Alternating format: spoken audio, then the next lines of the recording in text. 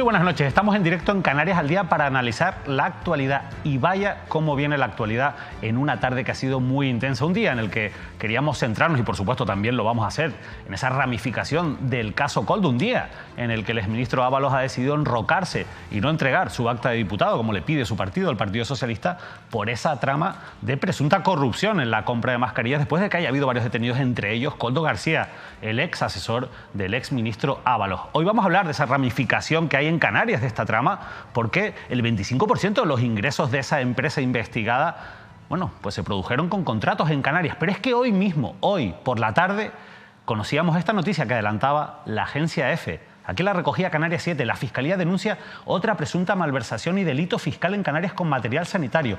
La querella se dirige contra 4 empresarios. Noel Yamal Fernández, que era el administrador de la empresa principal investigada en este nuevo caso Mascarillas, Miguel Ángel Ramírez y Lucas Bravo de Laguna. Miguel Ángel Ramírez, el presidente de la Unión Deportiva de Las Palmas, y Lucas Bravo de Laguna, un histórico de la política canaria, hijo del actual alcalde de Santa Brígida, eran los intermediarios, los responsables de las empresas a las que presuntamente se habría desviado esos fondos, al igual que con esa segunda parte, digamos, segundo episodio de esta trama, se vincula también a otro empresario, a Cristian Serpa. Bueno, un asunto muy caliente que estamos conociendo en la tarde de hoy. Ha habido un comunicado de la Fiscalía de Las Palmas que ha presentado esta querella, una querella que nace a raíz de una advertencia que realiza la agencia estatal de la agencia tributaria, que advierte de que el pago de en torno a 23 millones de euros no se correspondía realmente con el material sanitario supuestamente recibido por la comunidad canaria. Se habla en torno a 10 millones de euros de material pagado que en principio presuntamente no habría llegado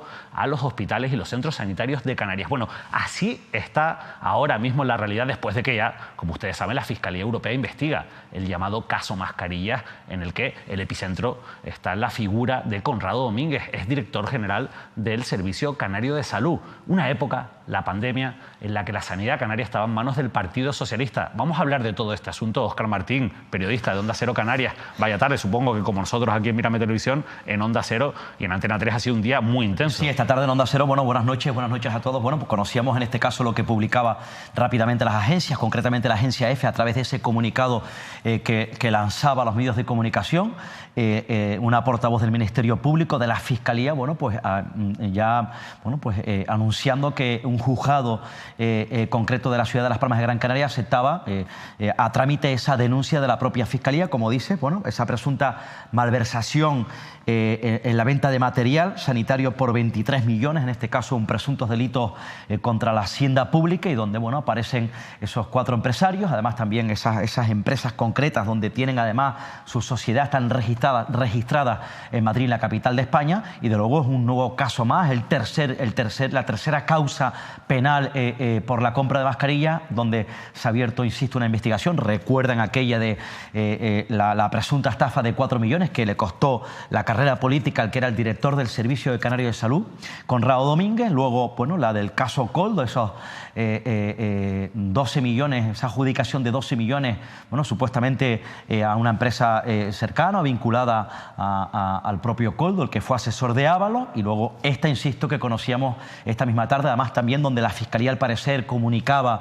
en este caso a la Fiscalía Europea, que hacía con el caso. La Fiscalía Europea, según ha indicado en ese comunicado, la propia portavoz del Ministerio le decía que, bueno, que se encargase, que se mantuviese, insisto, en ese juzgado de la capital Gran Canaria, un asunto que debe tener horrorizada una vez más a la población canaria. Una situación muy complicada en la que queda la gestión, insisto, sanitaria en Canarias durante la pandemia. Como bien decías, Óscar, hablamos de casi 40 millones de euros, y con esta última querella además se ven salpicados, bueno, pues importantes caras conocidas de la política y el mundo empresarial de Canarias, principalmente Miguel Ángel Ramírez, que ya ha dicho también en declaraciones a la agencia EFE que solo jugó un papel de intermediario y que va a demostrar que no ha habido ningún acto ilícito detrás de este caso que ha denunciado, insisto, y que hemos conocido hoy, la Fiscalía Provincial de Las Palmas. Bueno, hoy precisamente también hemos conocido cómo Coalición Canaria se suma a una petición que ha hecho el Partido Popular para que en el Parlamento de Canarias se abra una comisión de investigación sobre esa ramificación de la trama Koldo en el archipiélago. Bueno, la realidad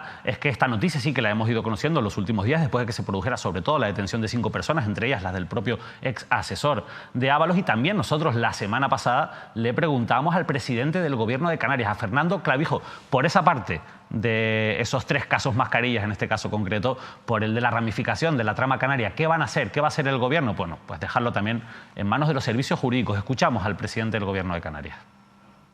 Yo de entrada lo que he dado es la instrucción de que se recabe toda la información de los distintos contratos que en todos los departamentos del gobierno de Canarias pudiese haber. Una vez que tenga esa información, la instrucción que he dado es se la paso a los servicios jurídicos de la comunidad autónoma y si quien está instruyendo el caso nos requiere información, se la aportaremos, faltaría más plena colaboración con la justicia, y si los servicios jurídicos de la comunidad autónoma detectan cualquier anomalía, pues van a actuar. Insisto, yo creo que los temas jurídicos tienen que estar muy perfeccionados con gente que sepa. A partir de ahí, yo siempre voy a defender la presunción de inocencia.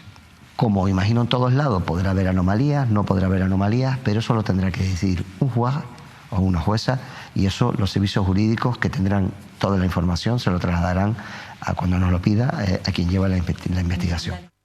Y como les decía, en cualquier caso, más allá del ámbito jurídico, más allá de las responsabilidades penales, también aquí se deberían de dirimir responsabilidades políticas. Por eso el Partido Popular ha decidido que este asunto, apoyado también, como hemos sabido hoy, por Coalición Canaria, se investigue en el Parlamento de Canarias a través de una comisión de investigación. Teniendo en cuenta, bueno, pues que gobiernan y tienen mayoría parlamentaria, no cabe duda de que se va a abrir esa comisión de investigación. Así que vamos a hablar ahora, a esta hora de la noche, con Jacob Cuadri, que es el coordinador general en Canarias del Partido Popular. Jacob, muchas gracias por acompañarnos. Buenas noches. Bueno, antes de entrar en esa comisión de investigación que ustedes han pedido, la actualidad manda, y esa noticia que hemos conocido en la tarde de hoy de esa nueva querella que tiene y vuelve a poner en el foco de la sospecha la gestión sanitaria de Canarias durante la pandemia. ¿Cuál es la opinión? No sé si han tenido tiempo de poder analizarla en el seno del Partido Popular, pero nos gustaría conocer una primera reacción ante esta última noticia, insisto, que hemos conocido en la tarde de hoy. Sí, pues sorprendidos porque parece que este goteo de estas contrataciones para material sanitario supuestamente fraudulenta no cesa. Como bien ha comentado Óscar, pues comenzamos con el caso Mascarillas, 4 millones de euros. Se ha sumado el caso Ábalos a través de su asesor Coldo, 12 millones más. Ahora aparece otra compra de material sanitario, sumamos las cantidades, otros 23 millones de euros, es decir, unas cifras importantes, y lo que denunciamos ahora mismo es la falta de transparencia, falta de información que tenemos todos sobre estos casos y estas compras, ¿no?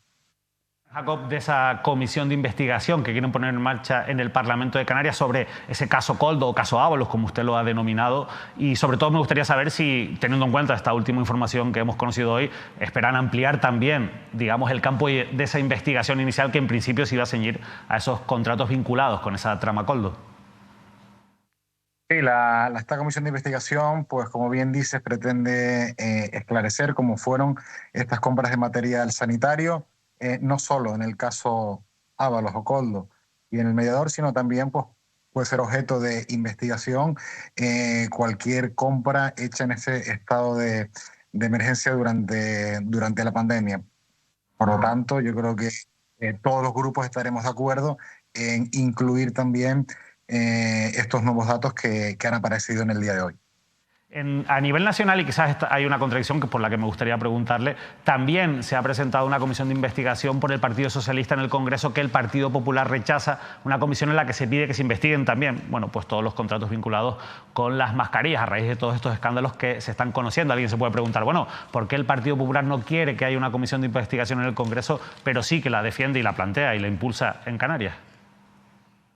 No, el Partido Popular siempre ha abogado, yo creo, por trabajar con la máxima transparencia, con la máxima pulcritud, y en casos de supuestas irregularidades, por supuesto, derivar responsabilidades, y eso es lo que estamos intentando hacer desde el Partido Popular en Canarias. Insistimos muchísimo en la pasada legislatura en sacar adelante esta comisión porque era notable la falta de transparencia, había muchas dudas sobre todos estos contratos. Al final el Partido Socialista la bloqueó y hemos conseguido sacarla ahora adelante en esta legislatura, y esperemos que se esclarezcan todos estos hechos y que le pongamos cara, voz y nombre a todas las personas que hay detrás de todos estos contratos. Sí, la verdad es que la postura del Partido Popular en Canarias, perdón, Jacob, es bastante coherente con lo que ya manifestaba durante la pasada legislatura, pero mi pregunta iba en concreto si usted entiende o puede explicar por qué a nivel nacional el Partido Popular rechaza una comisión de investigación, que en este caso ha planteado o ha registrado el Partido Socialista. Miguel Tellado, que es el portavoz en el Congreso, ha dicho que no van a contar con el Partido Popular para esa comisión de investigación. Sí, desde la Dirección Nacional explicarán los motivos cuando estructuren cómo ha sido esta moción y por qué en este caso el Partido Popular no la va a apoyar. Nosotros desde el Partido Popular a nivel nacional, insisto, que todas estas comisiones tienen que garantizar la máxima transparencia, la máxima participación y que se van a tener unos resultados fiables y unos resultados, digamos, a la altura de la ciudadanía, para que tengan pues toda la información de cómo ha sucedido todo, y esa moción registrada por el Partido Socialista no cumple con esos requisitos mínimos de transparencia que solicitamos nosotros.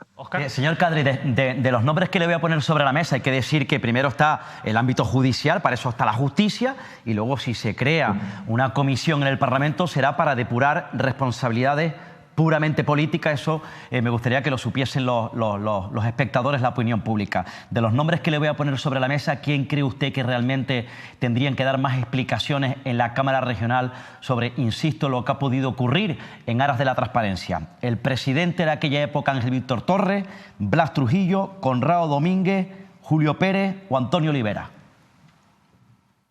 Mira, yo creo que la cabeza visible ha sido Ángel Víctor Torres, es el presidente del gobierno durante esos años, y todas las personas que me han nombrado han sido designadas o elegidas por él, y por lo tanto yo creo que por responsabilidad tiene también que asumir esa parte. Espero y confío que en esta comisión de investigación del Parlamento todos esos nombres pasen voluntariamente por ella, den las explicaciones pertinentes y, como digo, expliquen por qué esa forma de actuar, expliquen cómo se llevaron a cabo esos contratos, quién los negoció, por qué a esas empresas que no tienen ningún tipo de vinculación con el área sanitaria. Es decir, hay muchas dudas que disipar. Yo creo que pues todos los canarios y las canarias nos merecemos conocer la verdad de todo este caso. Ya entiendo que Coalición Canaria Partido Popular, porque ha habido, bueno, lo anunció el Partido Popular, Coalición Canaria le costó un poco tardar su confirmación, lo hizo hoy a través de David Toledo, el secretario de organización, forman parte del gobierno autónomo, son socios, entiendo que a partir de ahora irán en un mismo camino, ¿no? Sí, yo creo que por higiene política todos los grupos que forman este Parlamento deberían sumarse a esta iniciativa, a esta comisión, trabajar todos con las cartas sobre la mesa, intentar esclarecer este asunto, porque yo creo que al final es bien para nuestra comunidad autónoma. Si hay responsabilidades, como digo, depurarlas, como bien has explicado, la justicia va por su camino, pero nosotros es nuestro deber en el Parlamento actuar con la máxima transparencia, y se tiene que haber hecho la lectura pasada por los diferentes motivos que he explicado antes. No se ha hecho, se han confirmado nuestras sospechas, y es momento pues ahora que esta comisión de investigación, como dije antes, ponga nombres, caras y voz a todas las personas que han participado en esta compra de material sanitario. En cualquier caso, Sebastián Franquis, el portavoz del Grupo Parlamentario Socialista, ha sido claro hoy cuando se le ha preguntado, ha dicho de manera textual, en Canarias, lo ha dicho el señor Franquis, estos contratos ya han sido investigados por la policía, investigados en el ámbito judicial, lo ha dicho Sebastián Franquis, y no han encontrado ningún tipo de responsabilidad ni se ha detenido a nadie en Canarias. Bueno, pues ahora mismo hay una persona detenida, es verdad que no está en Canarias, que por llevarse comisiones o mordidas en la compra de material sanitario, en este caso de mascarillas, que es Koldo García. El gobierno de Canarias le hizo compras directas, sin adjudicación, a dedo a esta empresa, que como digo no tiene nada que ver con el ámbito sanitario, por 12 millones de euros. Entonces, pues yo creo que los canarios, o yo como canario, ya no estoy hablando como miembro del Parlamento, yo sí me gustaría saber por qué a esas empresas, quién los gestionó, quién les asesoró y quién fue el que gestionó todos esos trámites.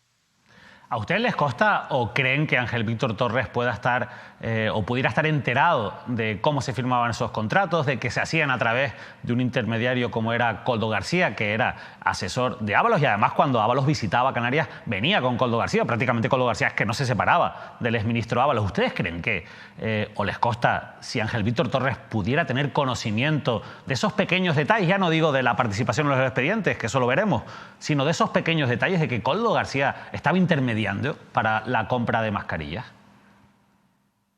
Yo no sé si son pequeños detalles, estamos hablando de muchísimos millones de euros, muchos de ellos compras de material sanitario que terminó en la basura porque ni estaba homologado ni tenía ningún tipo de garantía ni certificación. Y si Ángel Víctor Torres no era conocedor, que se presente en esta comisión de investigación que para eso se va a crear y explique y diga quiénes eran los conocedores. Por tanto, ustedes van a pedir la comparecencia, entre otras cosas, y entre otras personas, del propio Ángel Víctor Torres, del ministro. Yo me imagino que no habrá falta ni pedirla, que él vendrá, si es verdad lo que han dicho, que el gobierno de Canarias está limpio en todo este asunto, pues vendrá voluntariamente, lo explicará y no pasará nada. Lo que no entiendo es por qué bloquearon esta misma comisión en la legislatura pasada. Pues Jacob Cuadri, muchísimas gracias por ayudarnos a entender la posición del Partido Popular ante unos hechos, como usted bien ha dicho, que son muy graves. Estamos hablando en total, con los 3 casos mascarillas, de prácticamente 40 millones de euros que presuntamente de manera delictiva salieron de las arcas públicas para enriquecer a determinados empresarios en un momento en el que, como decíamos, la sanidad canaria estaba en manos del Partido Socialista y el gobierno autonómico en manos de ese llamado Pacto de las Flores. Así que, de verdad, muchísimas gracias y estaremos muy pendientes del recorrido de esa comisión de investigación. Muchas gracias, buenas noches.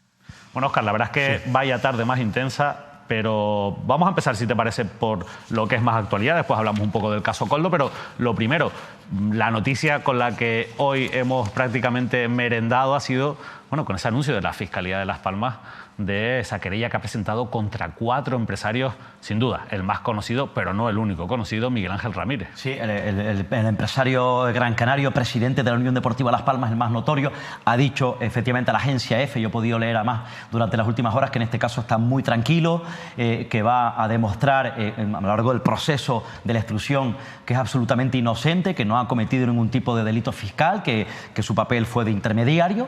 Y luego, bueno, la figura de Lucas Bravo de Laguna, que aparece, insisto, al parecer, según trasciende en esa querella, es un destacado de la política de Gran Canaria. Ya saben además también que fue consejero del Cabildo Insular de Gran Canaria, fue diputado regional por la isla de Gran Canaria y además candidato, es el hijo de Bravo Laguna, el histórico presidente del Partido Popular en Canarias, expresidente del Parlamento y ahora alcalde de Santa Brígida.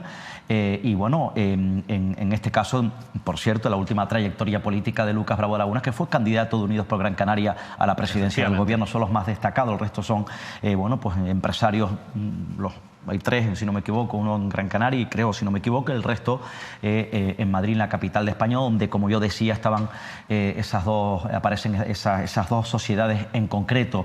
Aquí, bueno, lo que explica la propia portavoz de la Fiscalía es que la investigación se inició concretamente tras la presentación de denuncia por la Dependencia Regional de Inspección de Canarias y en este caso de Hacienda, y hay un dato, eso sí que deja claro la propia portavoz del Ministerio Público, que ha matizado que los hechos que se han analizado no guardan relación con el llamado caso Koldo. En cualquier caso, estamos hablando de esa cantidad, un importe de unos 23 millones, 4 empresarios denunciados que se quedaron supuestamente, insisto, según ese comunicado de la Fiscalía Provincial de Las Palmas, con entre supuestamente 9 y 10 millones, y ahora será un juzgado quien a partir de ahora vaya a iniciar esa investigación. En cualquier caso, es, como yo decía al comienzo, la 3ª causa penal por la compra de mascarillas, un asunto tremendamente delicado, pero en cualquier caso, insisto, esto debe de tener avergonzado y horrorizado a la sociedad canaria. El juzgado de instrucción número 5, si no me equivoco, sí, de Las Palmas de Gran Canaria, equivoco, que es quien ha abierto esas diligencias. Por cierto, un juzgado que envió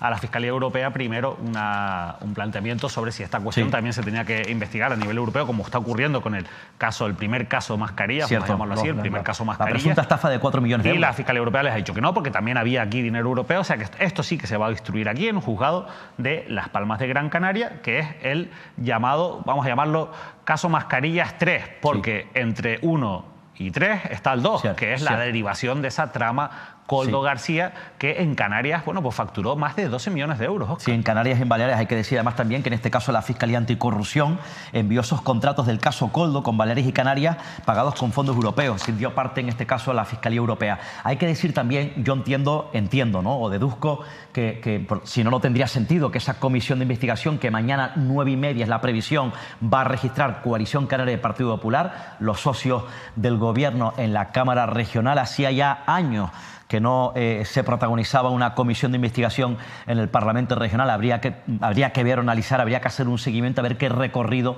político, no judicial, político, insisto, no judicial, tendrá en la Cámara Regional, y yo entiendo que por esa comisión serán llamados a declarar o a dar explicaciones en cuanto a posibles responsabilidades, todos aquellos que desde ese momento que se inició la pandemia, recuerden que en aquella época el presidente era Torres, gobernaba Partido Socialista, en este caso con Nueva Canarias, Podemos y la agrupación socialista La Gomera de Casimiro Curvelo, todos aquellos que pasaron por la Consejería de Sanidad, consejeros y consejeras al frente de ese área, y además también durante todo ese tiempo todos aquellos y aquellas que dirigieron el Servicio Canario de Salud, entiendo que, insisto, pasarían por esa comisión de investigación. Y mientras tanto, el Partido Socialista a nivel nacional le ha pedido al exministro Ábalos que deje su acta de diputado. Él ha dado una rueda de prensa hoy para decir que no, pues incluso para defender su presunción de inocencia y para decir que no va a dejar ese acta y que incluso está dispuesto a irse al grupo mixto si, como previsiblemente, el Partido Socialista le acaba expulsando. Esto, evidentemente, bueno, pues es una raya más para la posible gobernabilidad de Pedro Sánchez. Veremos cómo le afecta o cómo se gestiona todo esto, pero también hay otro nombre propio, que lo hemos comentado en la entrevista con Jacob Cuadri, que es el de, tú lo comentabas también, de Ángel Víctor Torres. No deja de ser el presidente del Gobierno de Canarias durante los hechos investigados, no deja de ser una persona que ahora mismo está en el ministerio y no deja de ser una persona que evidentemente conocía muy bien al ministro Ábalos y a la propia figura de Koldo García. Claro, porque además recuerden, hay una clave, era el presidente del Gobierno de Canarias, había una relación cercana entre Torres, política, ¿no?, del mismo partido, en este caso con el propio Ábalos. ¿Por qué? Porque Ángel Víctor Torres es el secretario general, en este caso del Partido Socialista en esta comunidad autónoma, y el propio Ábalos era el secretario de organización del Partido Socialista en este país. Y además, cuando había algún conflicto político, en este caso en Canarias, es decir, que rozaba a la dirección del partido o al Partido Socialista en esta comunidad autónoma, visitaba el propio Ábalos. Lo hacía como secretario de organización y como ministro de Transporte. Y además también, en este caso, Santos Cerdán, que es el que le ha sustituido al frente de la Secretaría de Organización, también era un escudero, venía mucho también detrás de la figura de Ábalos, y el señor Koldo también, porque el señor Koldo era su jefe de gabinete. Yo recuerdo además también en una de las visitas que yo pude estar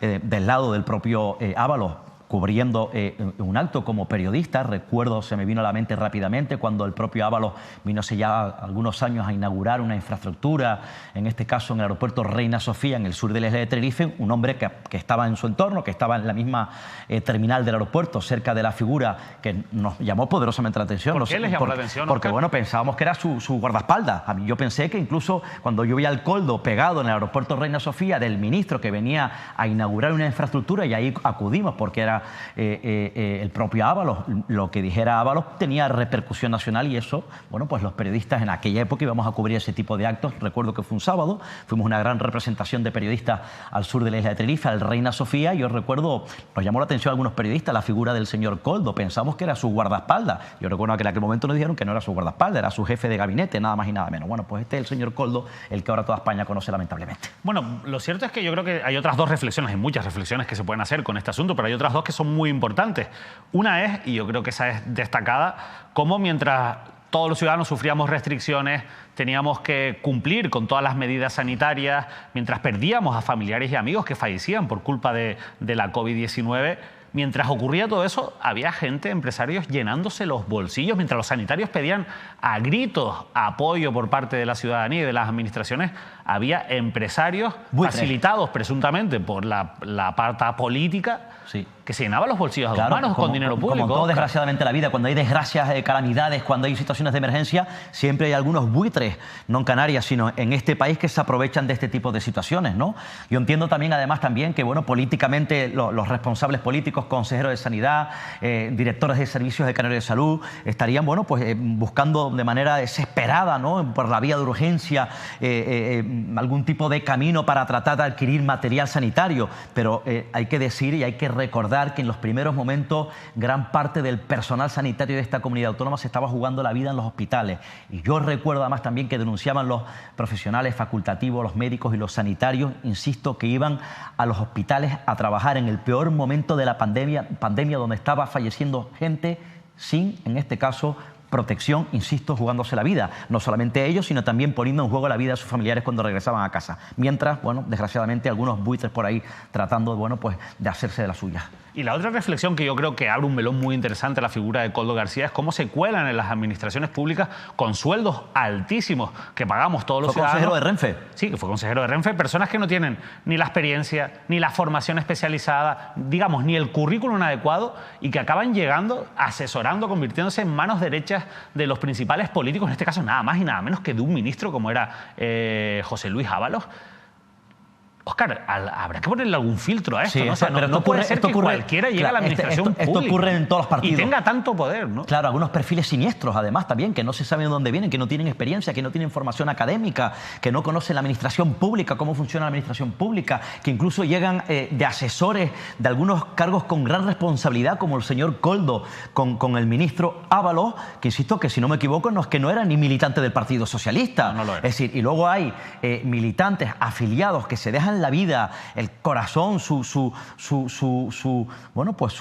y que están preparados, Óscar. Que están preparados, que tienen profesiones y apuestan por determinados partidos, bien por, en este caso, pues ya en el ámbito canario, bien por el Partido Socialista, Partido Popular o Coalición Canaria, insisto, que trabajan duramente para que sus líderes logren un resultado que les pueda llevar a gobernar un país y que, bueno, pues que rinden además también su trabajo en las sedes de los partidos, que ayudan también a que las campañas salgan bien y los dejan en el camino. Pero, sin embargo, vienen personajes de estos que no son ni militantes, se convierten en asesores. Insisto, esto tiene que provocar una reflexión en todas las fuerzas políticas y luego filtros para saber qué personajes entran en los círculos de los partidos y qué personajes entran en los círculos de los responsables públicos. Cuesta creer que una persona como Ábalos, y si no lo sabía o no conocía al menos al detalle pues las andanzas de su asesor, del señor Koldo García, cuesta creer que no lo supiera, pero si no lo sabía, muy mal, porque su responsabilidad es saber, evidentemente, cómo se está manejando, ¿no? Su mano ese es el argumento, porque ha dicho además en la rueda de prensa hoy Ábalos que él que sí dimitió como miembro de la Comisión de Interior, porque la Comisión de Interior, si no me equivoco, mañana se reúne. Imagínense el papel del propio Ábalos en esa comisión del Ministerio del Interior, ¿cierto? Porque era miembro de esa comisión, pero en este caso él vino a decir que él no aparece en la investigación, que no está imputado, que no se le atribuye ninguna responsabilidad penal. Y es cierto, al señor Ábalos de momento no aparece en la investigación, no se le atribuye ninguna responsabilidad penal. Pero el argumento de la dirección del partido, de la dirección nacional del Partido Socialista, es que tiene que asumir una responsabilidad política, porque según el PSOE, la dirección del partido, él era el responsable de conocer o de seguir las conductas de su asesor, ¿no? Pero claro, bueno, habría que ver si conocía o no. Eso no me corresponde a mí, le corresponde a su partido, el Partido Socialista, y desde luego en este caso sí que anuncia que se mantiene, le hace un pulso al propio Pedro Sánchez, fue su fiel escudero, el hombre que le acompañó, el hombre que acompañó a Pedro Sánchez en su peor momento de la política, en su peor momento del Partido Socialista. O sea, que una persona que conoce muy bien a Pedro Sánchez y sabe absolutamente, cosas de Pedro Sánchez. Lo sabe todo de Pedro lo sabe Sánchez, todo. Era el hombre de su máxima confianza. Lo nombró como secretario de organización, en su momento lo liquidó, lo dinamitó como secretario de organización, diputado normal raso, sí que le dio esa oportunidad de formar parte de esa comisión y en este caso va a formar parte ahora del grupo mixto y, por cierto, se va a sentar, estará en la bancada junto a una diputada canaria que es Cristina Valido, diputada de Coalición Canaria. Bueno, pues vamos a continuar, pero ya lo han visto. El caso Koldo, su ramificación en Canarias, el famoso caso Mascarillas que investiga la Fiscalía Europea y que tiene esa presunta estafa de 4 millones. En total estamos hablando de 40 millones si sumamos la noticia de última hora que hemos conocido hoy, esa querella presentada por la Fiscalía de Las Palmas contra 4 empresarios, entre ellos el presidente de la Unión Deportiva Las Palmas, Miguel Ángel Ramírez. Bueno, nosotros antes de pasar página e ir a otros asuntos de actualidad, porque la actualidad nos ha dejado también otras cuestiones que es necesario que comentemos en este programa, queremos lanzar un mensaje de apoyo a nuestro compañero Paco Pomares por el episodio de censura que ha padecido en la tarde de hoy en la radiotelevisión pública de Canarias. Durante su intervención en el programa Conecta Canarias se le ha impedido informar sobre esa querella de la que nosotros les hemos dado hoy bastantes detalles, de la Fiscalía de Las Palmas contra 4 empresarios, entre ellos Miguel Ángel Ramírez. Mientras realizaba su exposición fue interrumpido por órdenes de la dirección. Nosotros estamos completamente en contra de cualquier tipo de censura, especialmente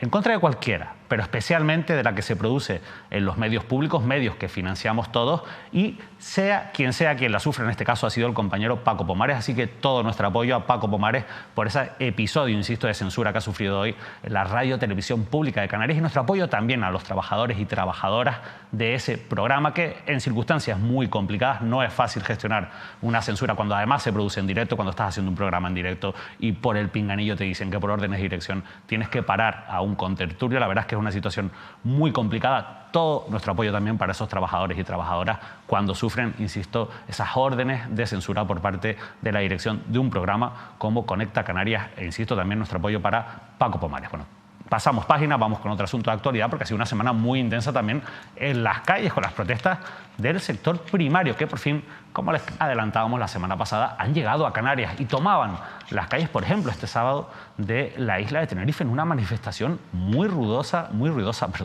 muy multitudinaria, en la que han exigido que se acabe con esa competencia desleal que sufren, que se controle y se cumpla la ley de cadena alimentaria, y también que no se ponga en marcha esa ruta marítima con Tarfaya entre Fuerteventura y Marruecos. Bueno, nosotros también en la semana pasada, que nos visitaba en el programa de Manuel Artiles, el presidente de Canarias, Fernando Clavijo, le preguntábamos por la posición del gobierno autonómico con respecto a las reivindicaciones del sector primario. Esto contestaba Fernando Clavijo. Bueno, la solución intermedia es que las administraciones hagamos nuestra tarea y vigilemos a esas grandes cadenas y que se cumpla la ley de cadena alimentaria, cosa que no se está haciendo, y asumimos. Eso es algo que yo le he dicho a los agricultores, a los representantes cuando los he recibido. Nosotros, la parte que le toca al gobierno de Canarias, no estamos siendo lo debidamente diligentes y lo vamos a corregir.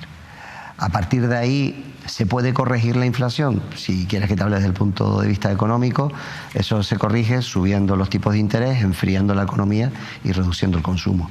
Pero eso tiene consecuencias para la población, obviamente, como están viviendo muchos de ellos, que es lo que ha hecho el Banco Central Europeo, muchos de los ciudadanos que han visto cómo sus hipotecas se han encarecido en 300, 400 y hasta 600 euros en algunos casos.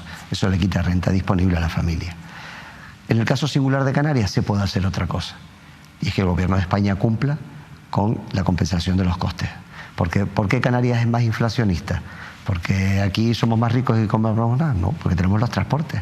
Y el transporte encarece el producto. Y como importamos prácticamente el 80 y pico % de lo que consumimos, se le carga al transporte, y el transporte hace que el precio suba y que los consumidores tengan que pagar un poco más. ¿Qué es lo que nosotros metimos en los presupuestos que no se ha hecho aún? Que esa compensación al transporte sea el coste real y efectivo.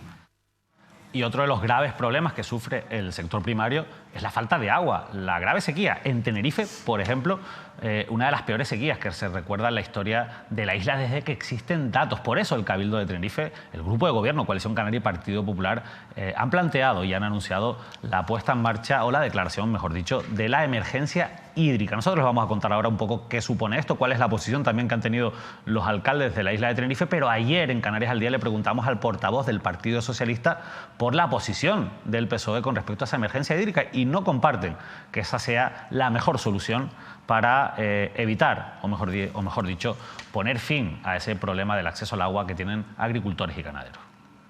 Ahora mismo nos trasladan evidentemente el sector primario, que hay dificultades evidentemente para garantizar sus cultivos, para garantizar la actividad ganadera, porque no hay agua suficiente que pueda derivarse al sector primario. Eso tiene que garantizarse con una serie de medidas. Y la emergencia hídrica, en los términos que lo prevé el artículo 53 de la Ley de Aguas de Canarias, establece que en cualquier caso, cuando se declara una emergencia prevista en la normativa de aguas, el agua debe priorizar el consumo humano. Entonces, si se produce una situación de tensión en algún municipio, evidentemente los responsables de la explotación del agua deberán derivar el agua, ya sea de cualquiera de nuestras infraestructuras hidráulicas, al sector que se requiera, en este caso el del consumo de abastos. Y nosotros creemos que en este momento no hay ningún riesgo para que ningún ciudadano tenga dificultades para poder abrir en el conjunto de la isla la llave para poder acceder al agua. ¿Creen que perjudicaría al sector primario, por tanto? Creemos que sin ninguna duda. Aarón Afonso, el portavoz del Partido Socialista, estuvo en Canarias al día. Saben que tanto la entrevista de Aarón Afonso como la de Fernando Clavijo la tienen a la carta para poder verla en cualquier momento en nuestro canal de YouTube. Óscar, pero también los alcaldes de la isla de Tenerife se han expresado sobre esta emergencia hídrica. Sí, hay que decir, bueno, me consta si me lo trasladaban esta misma tarde, es decir, hoy se produjo una reunión, un primer encuentro entre alcaldes y concejales de áreas de agua de algunos ayuntamientos de la comarca norte de la isla de Tenerife, concretamente en este caso de Buenavista del Norte, representantes de Buenavista del Norte, de La Guancha, Icó de los Vinos, Garachico, El Tanque, San Juan de la Rambla, Los Silas, así me lo confirmaban hoy algún que otro alcalde, insisto, de la comarca norte. Bueno, mantuvieron ese primer encuentro para abordar ese problema de la crisis hídrica. Están muy preocupados porque reconocen la gravedad. Viene un verano muy complicado. Se encuentran en una situación en vilo porque, insisto, saben que van a venir meses bastante complicados. De hecho, Rosa Dávila ha calificado la situación como grave de la sequía. Insisto, hablamos que han abordado el problema de la sequía y de la falta de abastecimiento de agua urbana. Es decir, no solamente el consumo, no solamente lo que supone el abastecimiento para los agricultores, sino para los vecinos y vecinas. Y la sequía, insisto, que se aproxima en los próximos meses. Y han acordado, bueno, pues dirigirse, pedir al Cabildo Insular de Tenerife que tome acciones inmediatas para afrontar ese verano que se presenta complicado. Y antes hablaba acerca de esas medidas, la declaración de emergencia hídrica, no solamente en Tenerife, también hace ya algunas semanas se declaró esa situación de sequía por ese verano complicado en la Isla Bonita, en la isla de La Palma, ya lo hemos venido contando.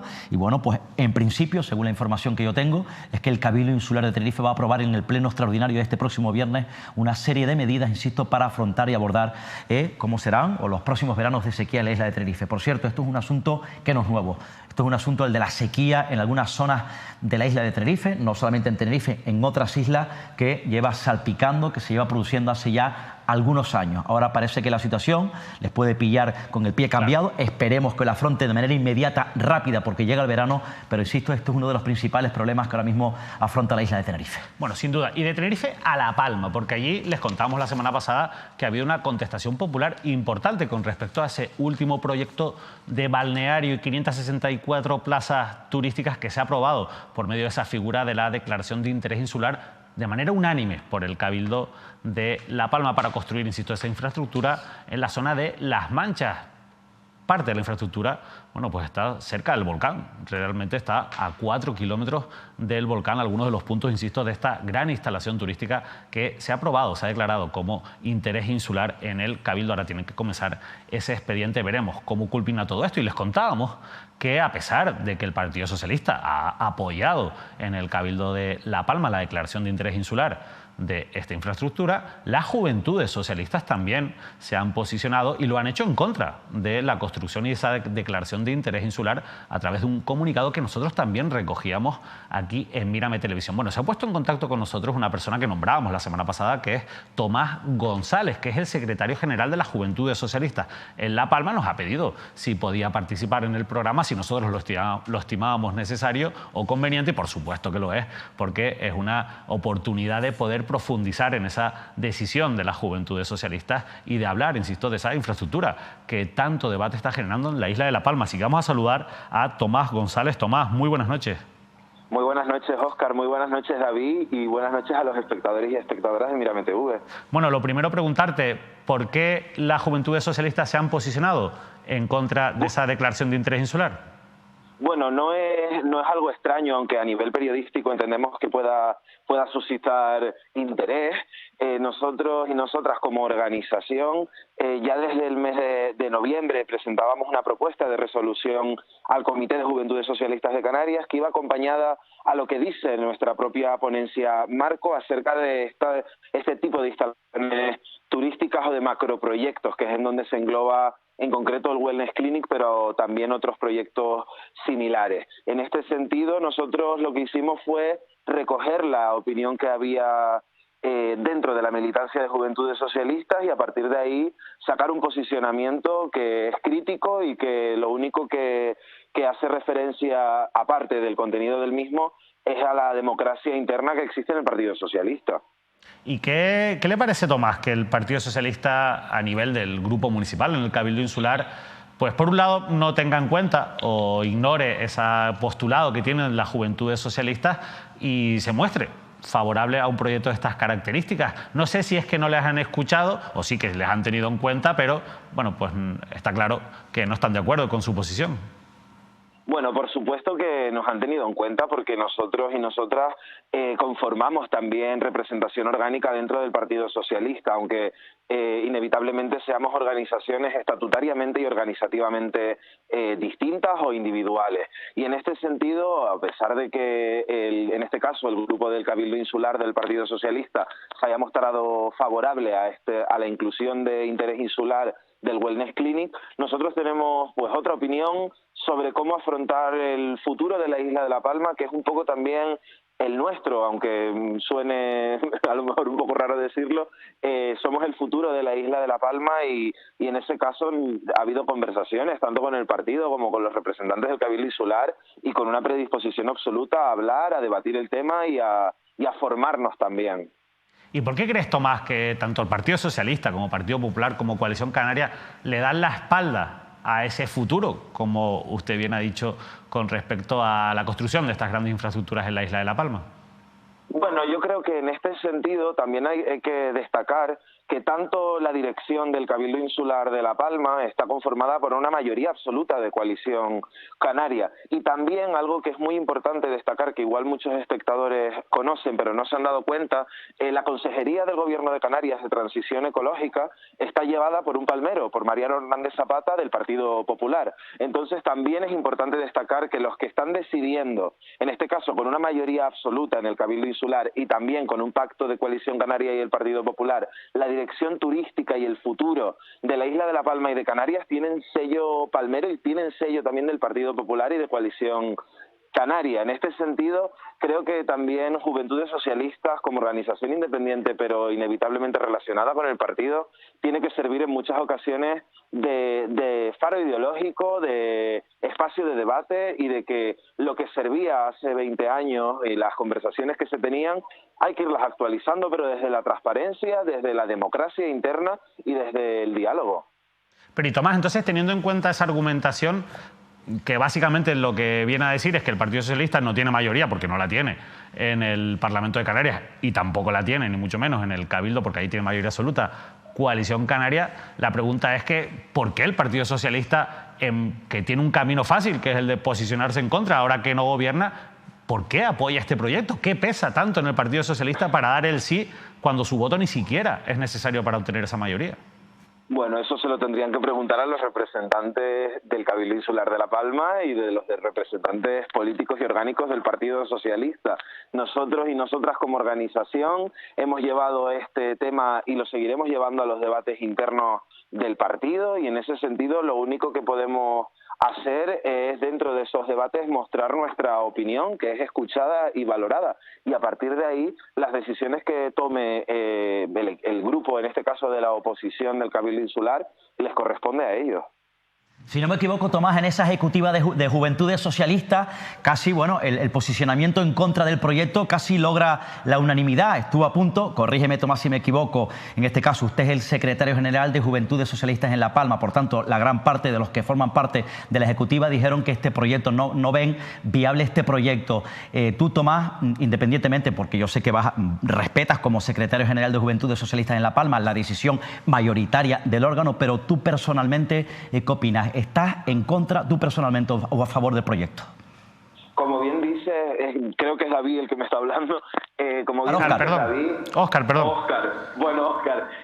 Óscar, como bien dices, yo respeto y acometo las decisiones que se respaldan en los órganos internos de la organización y mi propuesta individual, como si me preguntas como Tomás, no como secretario general de Juventudes Socialistas, también va en esa dirección. Creo que debemos afrontar el turismo porque es inevitable, no solo en la isla de La Palma, sino en el conjunto del archipiélago, pero este turismo tiene que ir enfocado hacia la calidad de vida tanto de los que viven en la isla de La Palma como de los que vienen fuera y de verdad quieren un desarrollo económico en la isla. Creemos, y ya no solo yo, sino un posicionamiento común, que el desarrollo turístico de la isla de La Palma, de Tenerife, de La Gomera, del Hierro, de todas las islas, debe ir enfocado en ese sentido.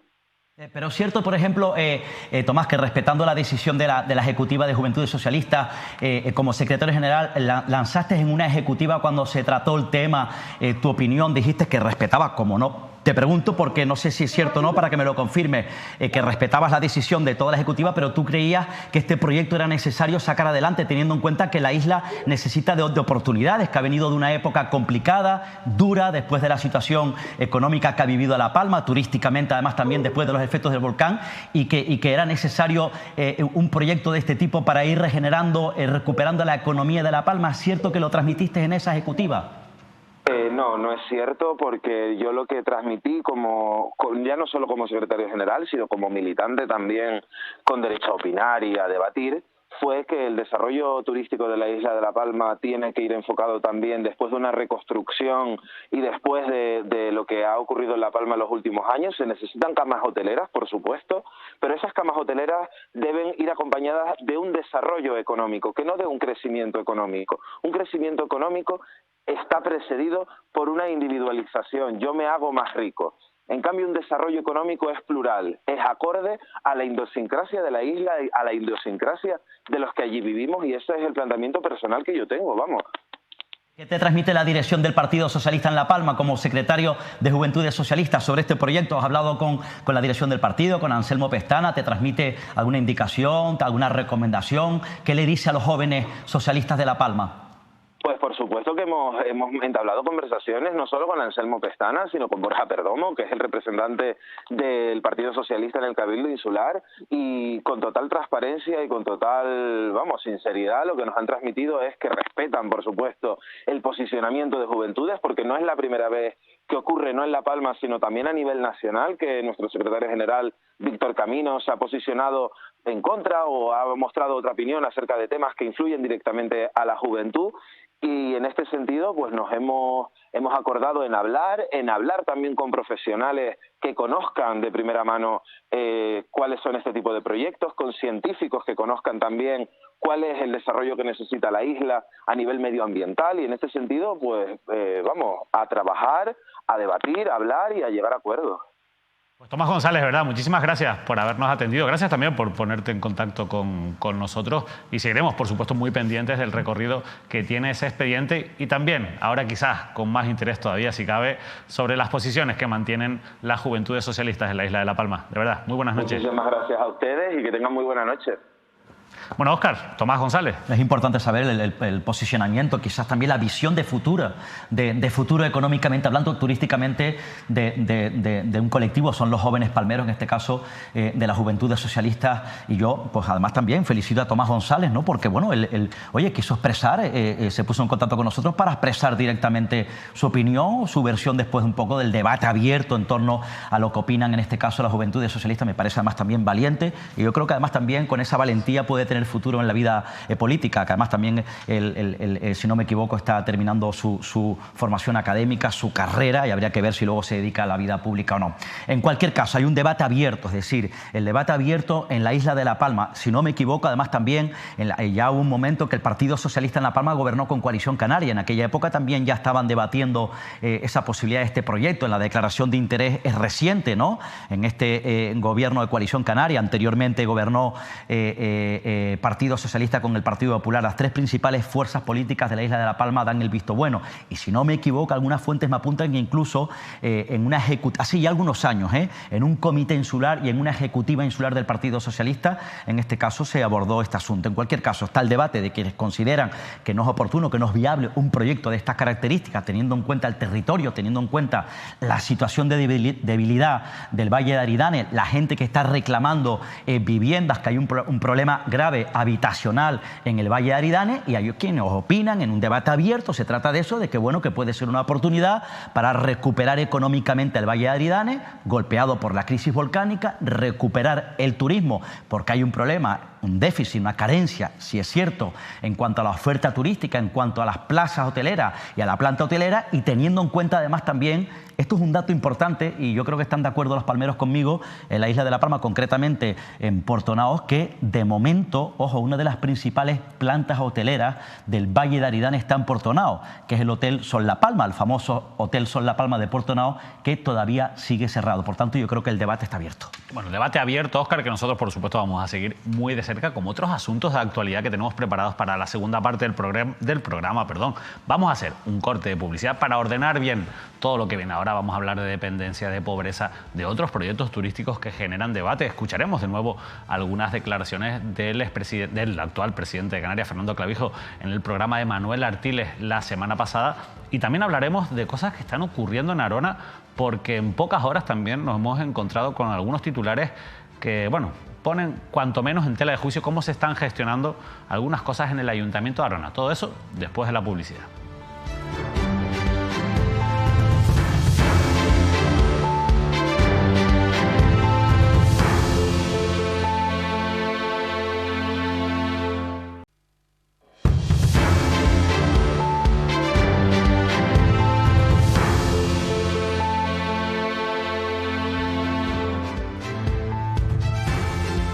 Bueno, continuamos en directo en Canarias al Día para analizar toda la actualidad. Y de nuevo tenemos que hablar de un asunto delicado, de la dependencia. Porque trabajadores y trabajadoras, valoradores de la dependencia, se han reunido con el diputado del Común. Óscar, ¿qué es lo que le han pedido al diputado del Común? Bueno, en este caso lo están denunciando y se han reunido con Rafael Llanes, representante, si no me equivoco, tanto del comité de empresa de la provincia de Las Palmas como de Santa Cruz de Tenerife. No es la primera vez, ya llevan años denunciándolo a este gobierno, al anterior y al anterior. Falta de personal, son las personas, trabajadores que valoran en este caso el grado de dependencia a las personas para tratar de aportarles o otorgarles ese tipo de ayudas, insisto, a las familias dependientes. Pues falta de personal, hay un déficit, una carencia de personal importante. ¿Qué ocurre? Cuando no hay personal suficiente, no se puede dar, ofrecer, otorgar un servicio de calidad. Y luego hay un problema que a mí me parece grave, que es el que están denunciando. Saben que hay un nuevo aplicativo informático, en este caso uno nuevo, saben el famoso aplicativo informático de aquella época de Inés Rojas, que era la consejera de Asuntos Sociales de la comunidad autónoma,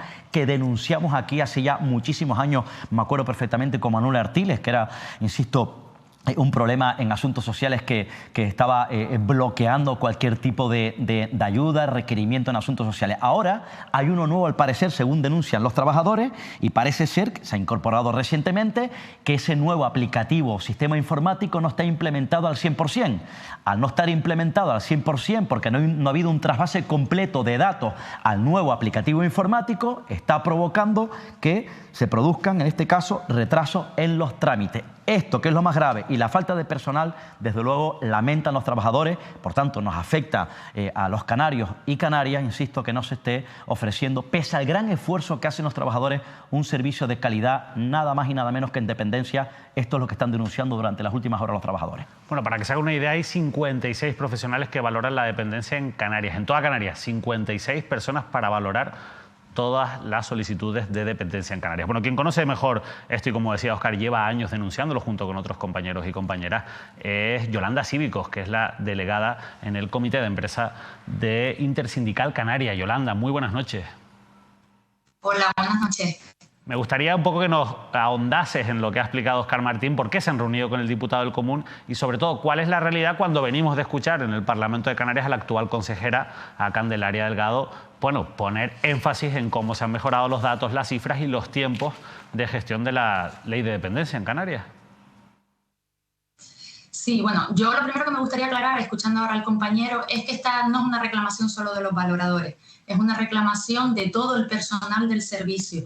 Aunque siempre se pone énfasis en la fase de PIA y la fase de valoración, el servicio lo componen muchos profesionales. Están también los profesionales administrativos que están en la fase inicial del procedimiento, que graban las solicitudes, están los compañeros en los equipos técnicos, servicios jurídicos, prestaciones. Y en este caso la reclamación es por parte de todo el personal y de ambas provincias. Bueno, pero Yolanda, ¿qué es lo que le han pedido al diputado del Común y cuál es la situación actual? Sí, vale. Lo que le queremos comentar al diputado del Común básicamente era trasladarle que hemos detectado que no se va a poder cumplir con lo que se está vendiendo a la ciudadanía, de que se van a reducir los plazos, tal y como establece la ley, a los 6 meses. Nosotros querríamos que eso fuera así y nos hemos ofrecido constantemente a facilitar toda nuestra experiencia acumulada de 16 años para que puedan implementar los cambios más oportunos. El problema es que nos hemos visto con un equipo estanco al cual no podemos acceder. Nosotros, por ejemplo, como sección sindical desde Intersindical Canarias, hemos contactado con la consejera y con todo su equipo de gobierno cuando tomaran posesión.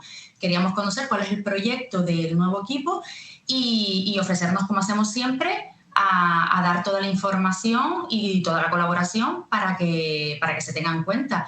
Pero desde septiembre que tuvimos la primera reunión con la consejera, donde además nos manifestó que nos reuniríamos de manera bimensual y que incluso cada miembro del comité de empresa que llevara un área específica de la consejería se iba a estar reuniendo con sus directoras o directores generales para que le trasladaran a ella después cuáles iban siendo las problemáticas.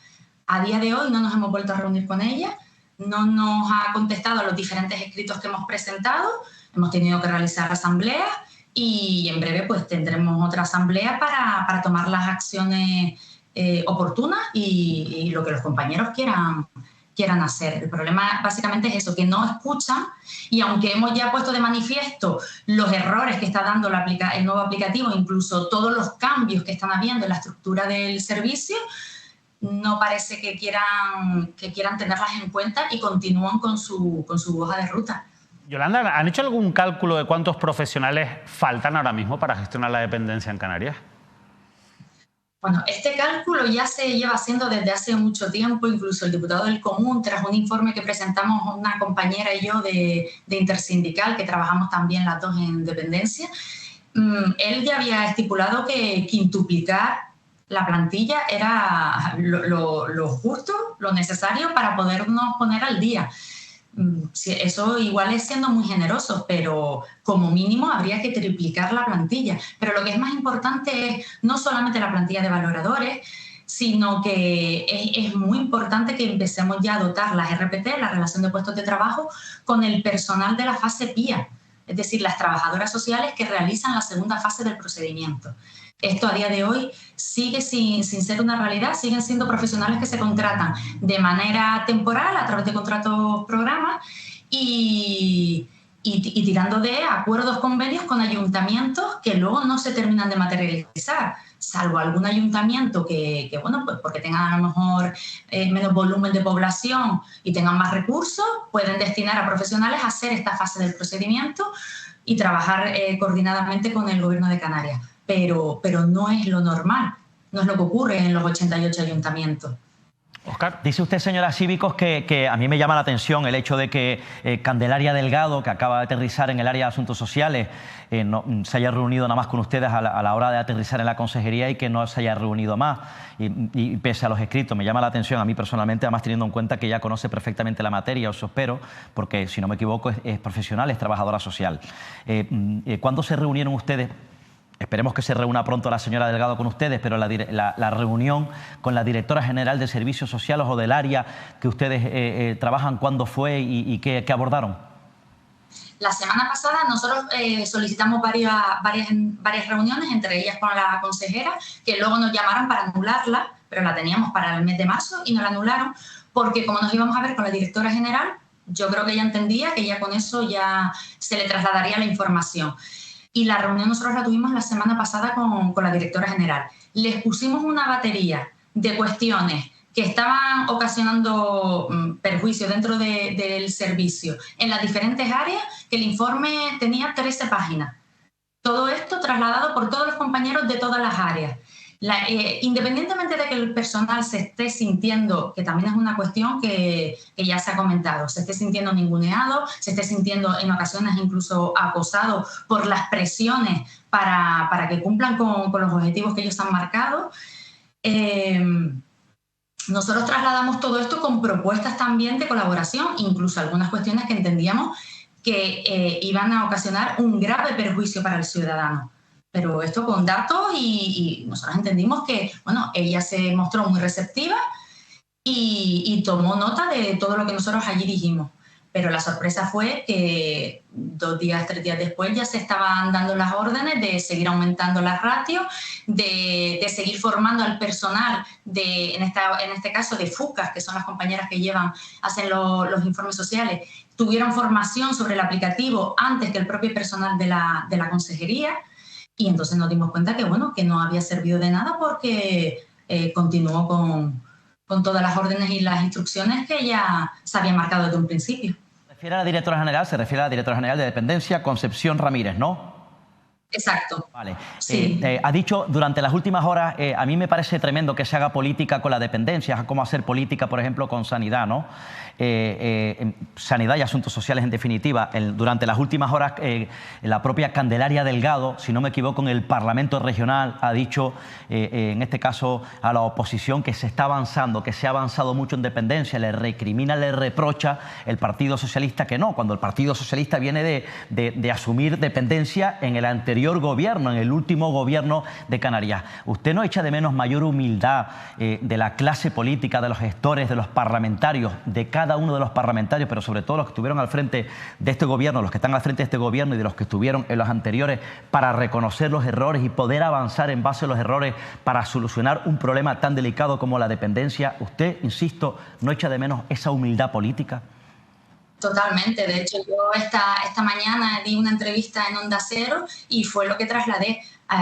Es lamentable, realmente es lamentable el espectáculo, porque es que así lo vivimos, el espectáculo que da muchas veces en el Parlamento, porque quien critica no solamente sabe que ha sido partícipe de esa situación, sino que sabe la limitación que hay para poder avanzar.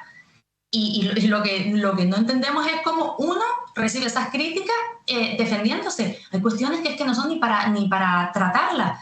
Es simplemente decir, conocemos todos dónde están las limitaciones aquí, sabemos que falta de personal, sabemos que estamos limitados en esta comunidad autónoma por la ley de presupuesto. ¿Qué podemos avanzar? Ayer nos decía el diputado del Común, ¿y cuál creen ustedes que es la solución? Ya me parecía hasta de risa que nos sigamos haciendo esa pregunta 16 años después, porque todos sabemos cuál es la respuesta. La respuesta es que se tiene que poder contratar personal. Estamos demonizados los empleados públicos, esa es otra cuestión que nosotros tenemos que vivir, porque parece que nosotros no trabajamos y que habemos mucho personal público. Esto lo escucho mucho en algunos medios de comunicación, pero habría que plantearse de qué personal público, de qué funcionario estamos hablando. Porque si hablamos de altos cargos, de libre designación, de asesores, de eso ya les digo yo que sí, que hay un montón que sobran. Pero les invito a que vayan a las diferentes consejerías, y esto lo amplío a todas las consejerías, porque acudo a varias para visitar a los compañeros. Están las mesas desiertas, porque entre que es una población bastante envejecida la que está dentro de las administraciones públicas, que en breve sabemos que van a haber muchas jubilaciones, que no se cumplen con las medidas de protección en el ámbito laboral. No hay personal. Mucha gente de baja porque las presiones son de verdad insostenibles, y los servicios públicos los estamos manteniendo realmente los trabajadores, pero los técnicos medios, administrativos, esos somos quienes estamos manteniendo los servicios públicos, no los funcionarios. Con lo cual, que ellos se estén dando bofetones ahí dentro en el Parlamento, nosotros como trabajadores, que sabemos de lo que estamos hablando, nos resulta como mínimo lamentable y vergonzoso. Pero es que como ciudadanos que también tenemos a familiares dentro del sistema, pues imagínense ya lo que podemos pensar. Pues Yolanda Cívicos, la verdad que ha sido usted muy clara y nosotros se lo agradecemos. Muchas gracias por habernos atendido y por ayudarnos a entender cuál es la situación de los trabajadores y trabajadoras que gestionan la dependencia en Canarias. De verdad, muy buenas noches. Muchas gracias a ustedes. Bueno, Óscar, ha sido contundente, Yolanda, como siempre, y sorprendente también que desde septiembre pues, no se hayan reunido con ellos por parte de la consejera, en este caso Candelaria Delgado, que después es muy insistente defendiendo su gestión en el Parlamento de Canarias. Claro, y sobre todo teniendo en cuenta, como yo decía al comienzo, que me permita que lo repita, que es conocedora. En este caso es una gran profesional, tiene una gran valía, yo lo he dicho, junto a Esther Monzón, la propia Candelaria Delgado y Esther Monzón en Sanidad. Yo recuerdo que públicamente dije que eran dos buenos fichajes por parte del presidente Fernando Clavijo. habrá que darle un margen de confianza a la señora Delgado. Estoy convencido que pondrá todo de su parte, pero que luego, teniendo en cuenta que es una trabajadora social y que conoce bien la materia, la problemática que viene arrastrando Canarias, no tenga directamente contacto, es una línea abierta de diálogo, de trabajo con los trabajadores. Y a mí me parece que históricamente hay un problema, un fallo a la hora de gestionar, de encauzar, de encaminar las políticas relacionadas con políticas sociales, en este caso con la dependencia. Y yo creo que ha habido un fracaso histórico político en Canarias a la hora de gestionarla y de planificarla. Me parece una vergüenza. Bueno, dependencia y pobreza han sido dos áreas que han dado muchos titulares y al final van también muy vinculadas en los últimos años. Los datos objetivos de la dependencia muestran una mejoría también en los últimos años. Los problemas que Canarias estaba tan a la cola de, por ejemplo, los tiempos en los que se resolvían todos los expedientes de la ley de dependencia, que ahora ha avanzado y ese avance nos sigue dejando a la cola, aunque eso sí, ya estamos más cerca de otras comunidades y somos una de las comunidades que más estamos avanzando en la gestión de la dependencia. En pobreza también han mejorado las cifras de pobreza actuales de Canarias. Vamos a ver este titular.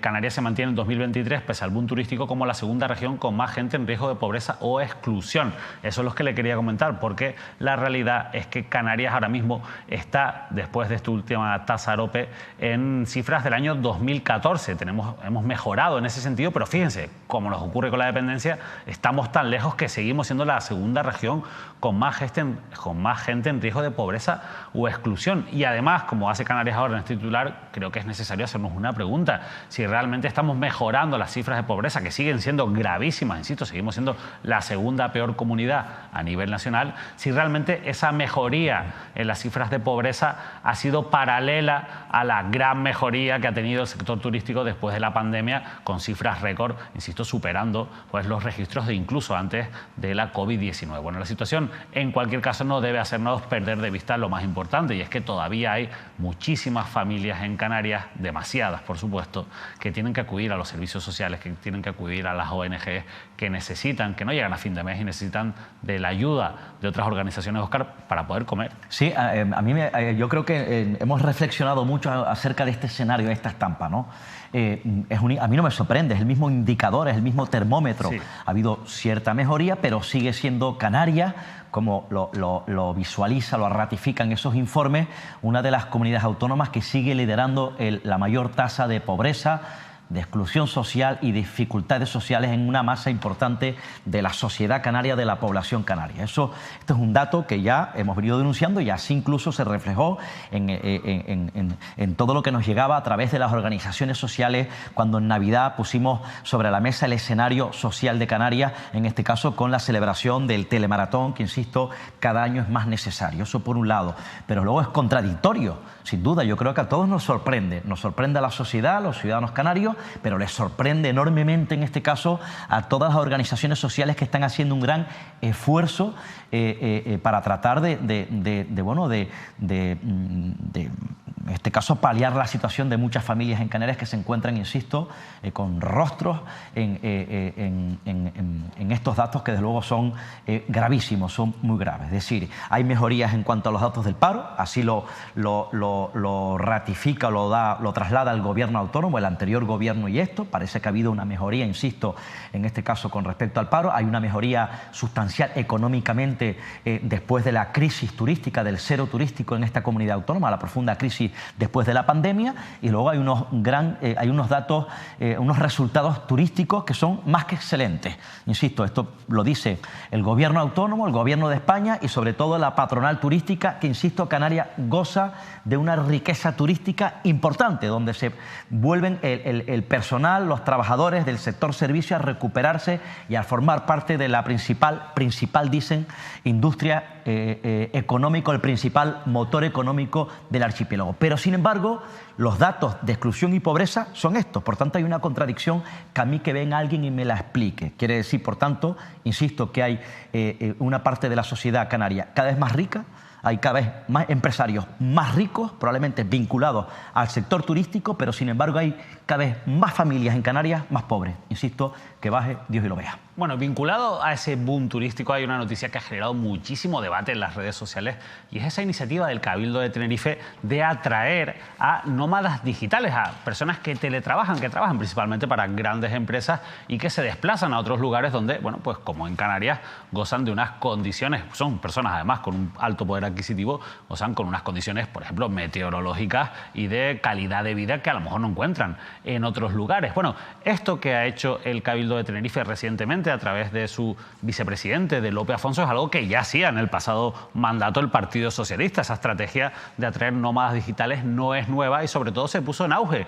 con la pandemia de la COVID-19. Es verdad que en un primer momento tenía sentido porque había un cero turístico y era necesario atraer visitantes a las islas, pero después, fíjense ustedes, se ha mantenido esta estrategia en un momento en el que hay un grave problema de acceso a la vivienda. Vean este titular de Canarias Ahora: más nómadas digitales en plena crisis de vivienda. La polémica apuesta en turismo del Cabildo de Tenerife. La realidad es que la cifra de nómadas digitales se multiplicó por 2 en el año 2023 y a pesar, insisto, de ese grave problema de acceso a la vivienda, el Cabildo de Tenerife sigue apostando por atraer a nómadas digitales. Lo explicaba en Canarias Radio Lope Afonso, vicepresidente de la Corporación Insular. Estamos hablando precisamente de un turismo que no es especialmente invasivo, no es de un perfil masivo, y lo que hace son estancias largas por motivos de trabajo. Y por tanto no es el perfil de lo que se puede suponer que puede ser el turismo que más choque con el uso de vivienda residencial para uso turístico. Creo que es perfectamente compatible y no solamente eso, se ha evidenciado ya con datos objetivos que es un turismo, una modalidad de visita, mejor dicho, rentable para Tenerife. Al final, bueno, defiende Lope Afonso que no es un turismo invasivo, pero sí que es realidad que ahora mismo tenemos un problema de crecimiento poblacional, que tenemos unas islas saturadas, que cualquier elemento que genere una mayor tensión sobre el territorio y también sobre el acceso a la vivienda, como es el atraer a personas que tienen alto poder adquisitivo y pueden pagar precios por alquileres que no pueden pagar las personas que en Canarias tienen un sueldo medio, bueno, pues genera lógicamente un problema de cara a esa realidad que vive Canarias y que, insisto, se plasmaba en las redes sociales en un intenso debate después de que se conociera esta noticia. Sí, dice Lope Afonso, el vicepresidente del Cabildo, que es rentable, ¿no? Y que es el perfil adecuado. Estamos hablando que suelen ser trabajadores del norte de Europa con ese alto poder adquisitivo del que habla.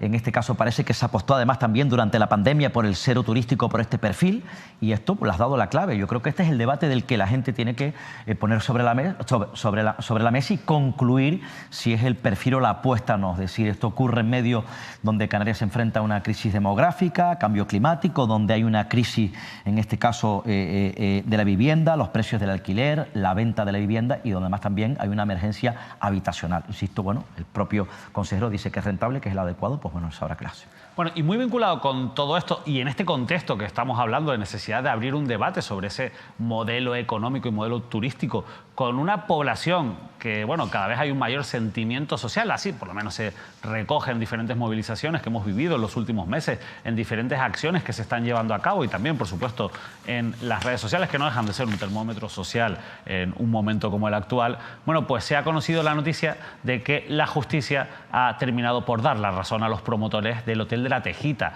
en Granadilla Abona, en el Médano, en el sur de la isla de Tenerife, y que ya la empresa, lógicamente, no ha tardado en reanudar, como publica el periódico El Día, la construcción del Hotel de la Tejita tras casi 3 años paralizada, lo recordarán, por una decisión del propio gobierno de Canarias que finalmente ha sido revertida gracias a los recursos, en este caso de la promotora, en los juzgados, que, insisto, ya ha realizado las obras. Bueno, esto días después de que se conociera que el gobierno de Canarias archiva el expediente de Cuna del Alma y, por tanto, también, de momento no lo han hecho, pero podrían volver a comenzar las obras de ese proyecto turístico del puertito de Adeje. Nosotros la semana pasada le preguntábamos a Rubén Pérez, portavoz de Salvar la Tejita, sobre esta situación y le pedíamos que dejase una intervención dirigida al presidente del gobierno de Canarias, a Fernando Clavijo. Vamos a escuchar primero lo que nos dijo la semana pasada Rubén Pérez aquí, dirigiéndose al presidente del gobierno de Canarias.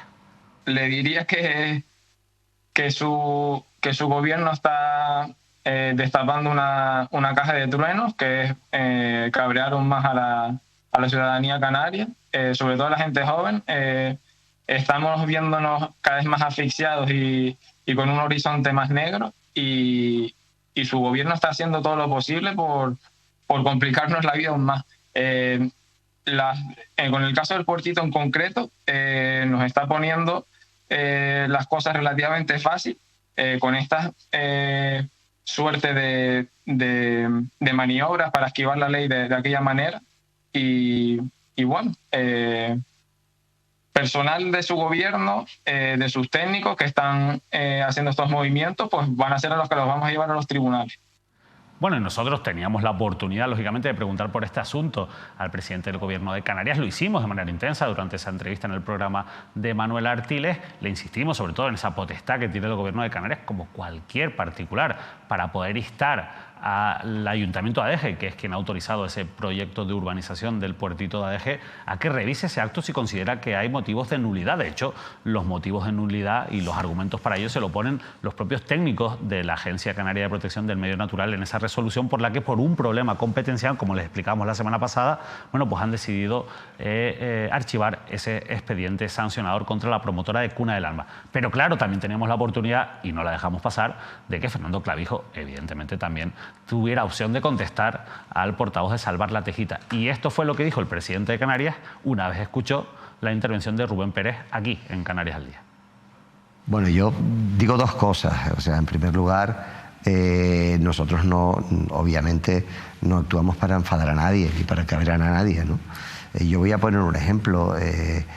¿Se acuerdan el hotel que se subieron a la grúa, capitaneado? De la Tejita, ¿no? En Tenerife. Lo han perdido los juzgados. Le han dado la razón a la contrata. Y de todas aquellas actuaciones que también a lo mejor alguien puede decir que se pasaron de frenada con abuso de poder, se pueden derivar responsabilidades económicas para el Gobierno de Canarias, que es el interés general de todos los ciudadanos. Luego, cuando estamos en las administraciones, es cierto que cada uno, las formaciones políticas, tenemos nuestras formas de hacer las cosas o tenemos nuestras formas de afrontar las soluciones de los problemas, pero puedo garantizar que los trabajadores públicos del Gobierno de Canarias siempre actúan en interés de la legalidad y para salvaguardar el interés general de la comunidad autónoma. Luego, si ellos consideran que se está actuando de manera errónea, oye, pues para eso están los tribunales. Pero cuando nosotros estamos al frente de las instituciones y de nuestras decisiones se derivan actos que perjudican a terceros o que pueden generar consecuencias económicas, uno tiene que ser prudente. Y en este caso lo que queremos es ser prudentes. Y yo sí puedo decir que al frente de los servicios jurídicos de la comunidad autónoma hay una persona tremendamente capacitada que no tiene ningún tipo de afiliación política, que ha sido magistrado del TSJ y presidente de sala durante muchísimos años, porque cada vez que yo he tenido la oportunidad de poner al frente de los servicios jurídicos a alguien, he buscado a los mejores profesionales posibles, que no reciben instrucciones políticas de absolutamente nadie. Esta era la reacción de Fernando Clavijo. Óscar, al fin y al cabo, proyectos que estaban paralizados y que se van reactivando y que obviamente siguen encendiendo aún más esa mecha de la contestación social. En este caso, el hotel de la Tejita, ¿no? Que tanto contestación social, tanto conflicto hubo en aquel momento. En este caso, la promotora ha dicho ya públicamente que cumple con toda la legalidad y que tiene todas las autorizaciones. Hay un dato, yo he escuchado unas declaraciones durante las últimas horas de Jennifer Miranda, es un dato importante que hay que poner sobre la mesa, la alcaldesa de Granadilla de Abona del Partido Socialista, y parece que ha dicho o ha instado al Ejecutivo Regional, al Ejecutivo de Clavijo de Manuel Domínguez, Coalición Canaria, Partido Popular, a comprar la parcela del hotel para frenar la construcción. Creo que en esa declaración le coge el guante al anterior gobierno del PSOE, porque si no me equivoco, el Partido Socialista, con Torres a la cabeza, también planeó adquirir esos terrenos por 25 millones a instancia de transición ecológica. Si no me equivoco, en aquella época, José Antonio Balbuena al frente de la Consejería de Transición Ecológica del Gobierno Autónomo. Esto es un dato, un hecho significativo que también hay que tener en cuenta. Recuerdo que la propia Jennifer Miranda lo comentó cuando estuvo aquí en una entrevista, esa posibilidad de comprar la parcela como la mejor solución, una iniciativa que se había planteado desde el anterior Ejecutivo Autonómico, y lo que ha hecho Jennifer Miranda ahora es recordárselo al actual gobierno. Yo dudo mucho, viendo que incluso el propio Jorge Riestra, por su condición de magistrado, ha participado incluso desde la justicia en sentencias, en resoluciones que afectan a este expediente del hotel de la Tejita, siempre en esa posición que al final ha sido la que ha primado en la justicia, de darle la razón a los promotores frente a ese expediente que abría el Gobierno de Canarias. Yo dudo mucho, Óscar, de que pueda tener recorrido esa opción, pero es interesante ponerla sobre la mesa porque cabe esa posibilidad. Opción igual que política cabe, esta, sí. Claro, igual que cabe en Cuna del Alma que el Gobierno CUM haga caso a sus técnicos de la agencia y actúe contra el acuerdo que adoptó el Ayuntamiento de Adeje, instando al Ayuntamiento a revisar ese acuerdo. Bueno, en cualquier caso, insisto, está la cosa muy caldeada en los movimientos sociales. Yo he hablado con varios representantes en las últimas horas y obviamente se están organizando y no hay que descartar que haya importantes movimientos y reacciones sociales en próximos días ante estas noticias, esta avalancha quizás, por decirlo de alguna manera, de noticias que están llegando. No solamente la promotora, no solamente el Hotel de la Tejita, Cuna del Alma, no se olviden también del controvertido proyecto del circuito del motor. Otro que afecta lógicamente al suelo de Tenerife. Por cierto, le preguntamos también a Aarón Afonso, les invito a que vean la entrevista, por ese debate interno que existe y sabemos que existe en el Partido Socialista en torno a estos proyectos. Un PSOE que se posiciona a favor o que no es del todo contundente en la isla de Tenerife para frenar estos proyectos. Es el PSOE quien impulsa esto, principalmente lo impulsa la promoción privada, pero lo ha aprobado el PSOE con mayoría absoluta en el Ayuntamiento de Adeje, sobre esta cuestión y esta nueva realidad que a veces, nosotros se lo preguntábamos así a Aarón Afonso, pues coloca al PSOE más cerca de postulados como los de Coalición Canaria y Partido Popular y más lejos de una alternativa, o al menos así lo ve una parte importante de la ciudadanía. Bueno, nosotros continuamos hablando de otros atentados ecológicos que se están produciendo en algunos espacios protegidos de Canarias. Vamos a hablar de las dunas de Maspalomas, porque ustedes habrán conocido en las últimas horas que, bueno, pues ahí se celebró una especie de juego de encontrar un tesoro en medio de las dunas donde no se puede pisar, no se puede caminar por encima de esas dunas. Bueno, ahí vamos a ver el titular del periódico La Provincia, porque esto se ha resuelto con la máxima sanción del Cabildo de Gran Canaria, no se crean ustedes que es excesivamente cuantiosa, hablamos de 600 euros, a los responsables de la búsqueda del tesoro en las dunas de Maspalomas. La investigación señala que no hay delito y que el ataque con sachos y palas a la reserva natural no ocasionó afección a la flora o la fauna, según explicó este lunes el consejero insular de Medio Ambiente, Raúl García Brin. Eso sí, no hay delito, pero sí esa sanción administrativa de hasta 600 euros, Óscar. Sí, la búsqueda del maletín ese famoso, ¿no? Las dunas de 1.000 euros, ¿no? Esa productora. Bueno, esto provocó la indignación no solamente de los Gran Canarios, sino también de toda Canarias, ¿no? Teniendo en cuenta una zona especialmente protegida, las dunas de Maspalomas. Rápidamente, en este caso, el Cabildo Insular de Gran Canaria actuó con contundencia e inició, ha estado ultimando un informe para tratar de evaluar el posible daño, repito, a esta zona protegida. Sí que es verdad que parece ser que el daño no fue como en principio parecía, decía el propio consejero. Pero es que ya esto que estamos viendo no se puede hacer, No, Óscar, esto no se puede hacer, por eso van a aplicar la mayor sanción. Claro, pero es curioso. Un llamamiento, porque es curioso. Encima, lo peor de todo es que hacen un llamamiento a que fuera la gente, claro, y aquello podría haber sido todavía peor, ¿no? Claro, van a aplicar la mayor sanción, que es penosa. La mayor sanción son 600 euros. 600 euros es la mayor sanción estipulada de la que puede aplicar, en este caso, el Cabildo de Gran Canaria. Ellos hablaban en un primer momento, cuando recibían los primeros datos, de la posibilidad de llevar este asunto a la Fiscalía, de ese informe trasladarlo a la Fiscalía. Al final detectaron que el daño no era tan grave, que podría cometerse un delito contra el medio ambiente, descartaron esa opción, pero insisto, sí que van a aplicar esta sanción de un asunto, me parece, tremendamente grave, insisto, por las condiciones de las dunas de Maspalomas. Pero ojo, esto ya se une a lo que está ocurriendo, por ejemplo, en otro parque nacional, en otro paraje protegido, como es el Parque Nacional, el último, además, que ha sembrado ya la indignación, el malestar al máximo de las organizaciones ecologistas de la isla de Tenerife, que le están pidiendo sí o sí, de manera contundente, rápida, que accione esto, que tome acciones, pero efectivas, el propio Cabildo Insular de Tenerife, con Rosa Dávila a la cabeza, para que no vuelva a ocurrir el último episodio. Esa imagen, a través de una persona que además en las redes sociales se da a conocer como hippie creativo, lo dice esa persona en las redes sociales, donde acampa en el Parque Nacional del Teide, también con el famoso camping donde ahí parece que hace la comida, su recorrido en bicicleta, una imagen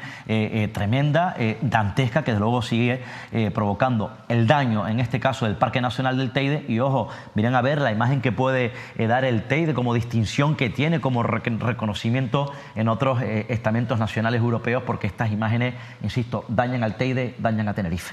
Bueno, y en el Hospital Insular de Gran Canaria siguen las quejas de los trabajadores y las trabajadoras. En Canarias se publicaba esta información, en la provincia, perdón, de que los sindicatos han pedido la dimisión de 2 jefes de servicio del Hospital Insular. En este caso es el sindicato ASACA, que denuncia irregularidades que se producen en las áreas de rehabilitación y cardiología del centro hospitalario. La verdad es que situación complicada el Hospital Insular, Óscar, porque al final esa falta de personal, esas situaciones complicadas que se dan, esa tensión que existe también entre los trabajadores y la dirección del centro, bueno, pues está provocando estos enfrentamientos que obviamente al final vuelven a poner en el foco de quienes realmente son los perjudicados a los usuarios. Porque generan desconfianza a los usuarios. Yo creo que esta es la conclusión y este tipo de tensiones entre los trabajadores, entre los profesionales, desde luego, bueno, pues hace que la ciudadanía mire de reojo el servicio, en este caso, del propio Hospital Insular. Quiero decir que en el Hospital Insular, como en todos los hospitales de referencia de Canarias, hay grandes profesionales, magníficos profesionales, no solamente facultativos, médicos, enfermeros, todo el personal sanitario que hace un sobreesfuerzo humano con una sobrecarga y un agotamiento tremendo. Y que claro, que se produzcan tensiones entre trabajadores con gran responsabilidad, con los problemas que tiene el Hospital Insular, como problemas, falta de espacio, falta de cama, de infraestructura obsoletas, y con los problemas en los servicios de urgencia, que tengamos que los ciudadanos observar este tipo de tensiones, de luego pues no queda otra, que tiene que intervenir en caso que se detecte y que se confirme o se ratifique que hay problemas entre los trabajadores, pues tiene que intervenir rápidamente la dirección o el director o la directora gerente del hospital. Y otra noticia que cada vez está siendo más habitual es la decisión que están tomando muchas administraciones de sancionar a sus empresas concesionarias de los servicios de limpieza y de recogida de residuos. Ha ocurrido también en Yaiza, que ha decidido el ayuntamiento multar a Urbaser por incumplir con la recogida de basura. Durante el fin de semana no hubo servicio al averiarse el único camión que hay en el suelo del municipio. La verdad es que Partido Popular y Coalición Canaria responsabilizan directamente al gobierno local de Óscar Noda, pero Óscar Martín, lo cierto es que el ayuntamiento en este momento ha decidido actuar contra la empresa Urbaser, pero también la realidad es que esto lo que demuestra es cómo una vez más esos contratos se firman y se realizan adjudicaciones a empresas que no cumplen con un mínimo de servicio, de calidad en el servicio, ¿no? Sí, esto ha ocurrido recientemente también en el municipio de Candelaria.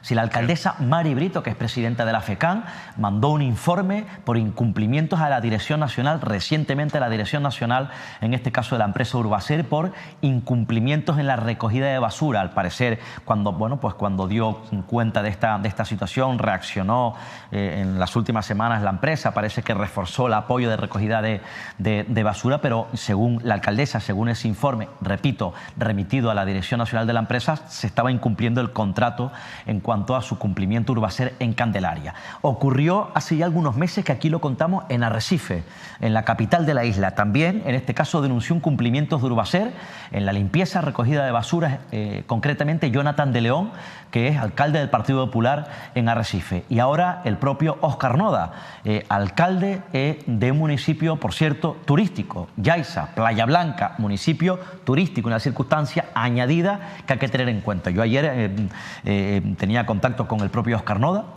me daba alguna información acerca de las decisiones que había tomado. Me contaba, por ejemplo, que desde agosto, lo que dice el propio alcalde de Yaiza, se actualizaron las tarifas, pagando un canon nada más y nada menos que de 96.000 euros, es decir, 15.000 euros más que la vez anterior, y que bueno, pues para una mejora en este caso concreta de las dotaciones de los camiones, con el compromiso de Urbaser, en este caso, dispusiese de un camión más y bueno, pues en este caso que mejorasen las condiciones, y que la empresa, pues pese a ese canon de 96.000 euros, no ha cumplido con ese compromiso. Insisto, lo que ha transmitido el propio Óscar Noda, alcalde de Yaiza, y habla del esfuerzo municipal que han hecho.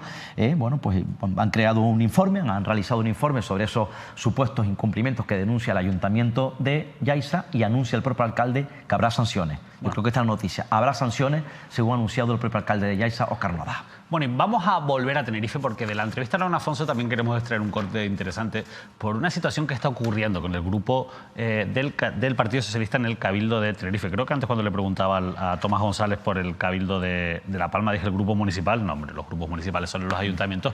El grupo insular, en este caso, del PSOE, pero en el Cabildo de Tenerife. Porque conocíamos también hace unos días la noticia de que Manuel Martínez, que como saben fue en la lista de Pedro Martínez en las últimas elecciones y era consejero del Cabildo de Tenerife, abandonará la corporación Insular para sumarse a dirigir como delegado del consorcio de la Zona Franca, nombrado lógicamente por el Gobierno central, que es quien es el responsable, y va a dejar su acta. Pero es que antes de él se han ido otras 2 personas, ya son 3, insisto, las bajas del Partido Socialista en el Cabildo de Tenerife. Se fue Berta Pérez, que se unió al equipo del ministro Torres como secretaria de Estado, y antes de ella se fue Mónica Ceballos por un problema de compatibilidad porque es funcionaria del Cabildo de Tenerife. Pero es que también ha habido problemas a la hora de sustituir a estas personas porque, por ejemplo, una de las personas cuando corría la lista era David Pérez, que fue concejal de turismo en el Ayuntamiento de Adés y fue responsable de turismo de Tenerife, que ha renunciado porque prefiere estar en su actividad actual, que no tiene nada que ver con la política o no tiene nada que ver con la gestión directa.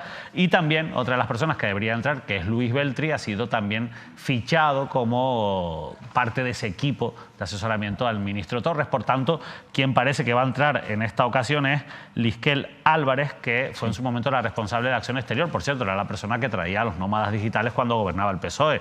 Ahora gobierna el Partido Popular y es López Afonso quien parece que ha asumido un poco ese liderazgo. Pero bueno, en cualquier caso, nosotros le preguntamos por cómo se confeccionan las listas. ¿Cómo es posible que el Partido Socialista haga una lista y en 6-7 meses se pierda o tenga de baja 3 personas, que las que vayan a entrar, algunas no quieran entrar o no puedan entrar por diferentes circunstancias?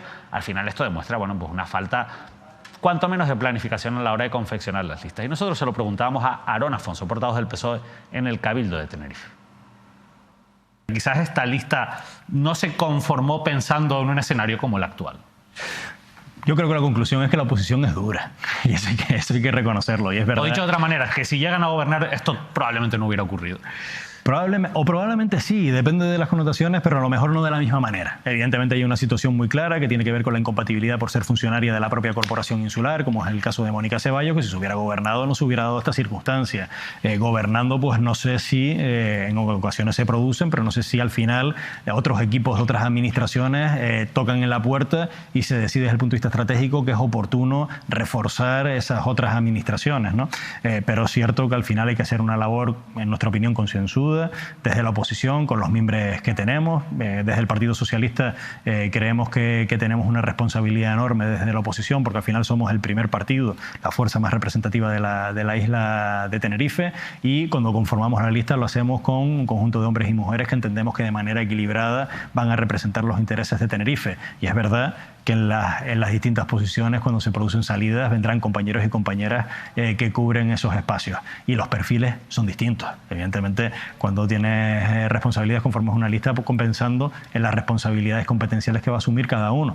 Y cuando esas personas tienen que dar un paso a un lado porque van a asumir nuevas responsabilidades, como ha sucedido en este caso, hay que tratar de recomponernos. Yo creo que seguimos siendo un grupo sólido, un grupo firme, con experiencia, con ganas de seguir defendiendo los intereses de la isla de Tenerife. Bueno, la oposición es dura. Yo creo, Óscar, que ese es el titular con el que me quedo de todo lo que ha dicho Aarón Afonso. El último episodio, bueno, lo más noticiable es lo último, es la marcha, la renuncia al acta de Manuel Martínez. En este caso, Manuel Martínez es un destacado del Partido Socialista en la isla de Tenerife, es el actual secretario de organización del PSOE tinerfeño, es un hombre fuerte, es muy cercano a su secretario general Pedro Martín, ya fue consejero de gobierno, tuvo responsabilidades de gobierno en el Cabildo Insular de Tenerife, fue diputado regional por la isla de Tenerife, se marcha a asumir la dirección de la Zona Franca, delegado de la Zona Franca, sustituye a Margarita Pena, que como saben ustedes también fue consejera en la época de Aurelio Abreu como vicepresidente del Cabildo Insular de Tenerife, pertenece, si es que no ha cambiado, a la agrupación del PSOE en el municipio de La Laguna. Y bueno, le correspondería entrar al siguiente en la lista, me refiero al último episodio, el más reciente de Manuel Martínez, que es Luis Beltri. Luis Beltri es un conocido, destacado militante, destacado de la agrupación del PSOE de Santa Cruz de Tenerife, que lidera en este caso Patricia Hernández, pero bueno, él ha sido llamado por el propio Torres como ministro para convertirse en asesor en Madrid, en la capital de España. En cualquier caso, yo tengo la sensación, aquí una desbandada de gente del PSOE, del Grupo Socialista en el Cabildo, tengo la sensación... La posición es dura, insisto. La posición es dura. Quiere decir, por tanto, que ahí yo creo que crearon una lista. Yo creo que lo más sensato, insisto, de lo que yo he podido ver es la primera marcha de Mónica Ceballos, porque Mónica Ceballos es personal del Cabildo Insular y al no gobernar, estar en la oposición es incompatible. Yo creo que es la decisión más sensata. Pero claro, yo tengo la sensación que ahí creían que iban a gobernar. Creo que hicieron una lista para gobernar. La política es así, no pudieron gobernar. Gobierna Coalición Canaria, Partido Popular, moción de censura, Por tanto, oposición. Pero creo que en la política también hay que estar en la oposición. A veces se gobierna y a veces se está en la oposición. Y hacer política también se hace política en la oposición. Y siendo cierto que es verdad, no olvidemos que Pedro Martín además es senador. Y que evidentemente tiene que compatibilizar su labor senador por de la isla de oposición como con su labor en la Cámara Alta. Pero siendo cierto que esto demuestra una mala planificación y que esa lista estaba hecha para gobernar, y como no han gobernado, ha pasado lo que ha pasado, sobre todo porque se ha sumado el contexto del nombramiento de Ángel Víctor Torres como ministro. También es verdad que yo en el PSOE del Cabildo noto actividad, los noto activos, hay un tema de actualidad, saltan. El lunes dieron una rueda de prensa ayer para hablar de la emergencia hídrica, llevan iniciativas. Cierto. Pero, Óscar, yo he hecho más en falta, y quizás no ha tenido este problema con la confección de la lista, la crítica del Partido Socialista en Santa Cruz de Tenerife. Te lo digo porque prácticamente no están ante los grandes temas. No están, no se les encuentra, no se les ve tan activos. Su trabajo, si lo están haciendo, no está teniendo la repercusión que debería. ¿Dónde está el PSOE de Santa Cruz de Tenerife? Lo desconozco. Ya yo conté en su momento, hace ya algunos meses, muchos meses dijimos nuestra opinión, la sensación que tenemos como periodistas de la labor del Grupo Socialista. No olviden que el Grupo Socialista en el Ayuntamiento de Santa Cruz de Tenerife, liderados por su candidata, su jefa de filas, que además es secretaria de la mesa, forma parte de la mesa del Parlamento, es diputada regional, también, insisto, está en el Ayuntamiento de Santa Cruz de Tenerife, es la primera fuerza política de Santa Cruz de Tenerife, pese a que no gobierna, porque allí gobierna Coalición Canaria con Bermúdez como líder, como alcalde, como teniente de alcalde, el Partido Popular con Carlos Tarife.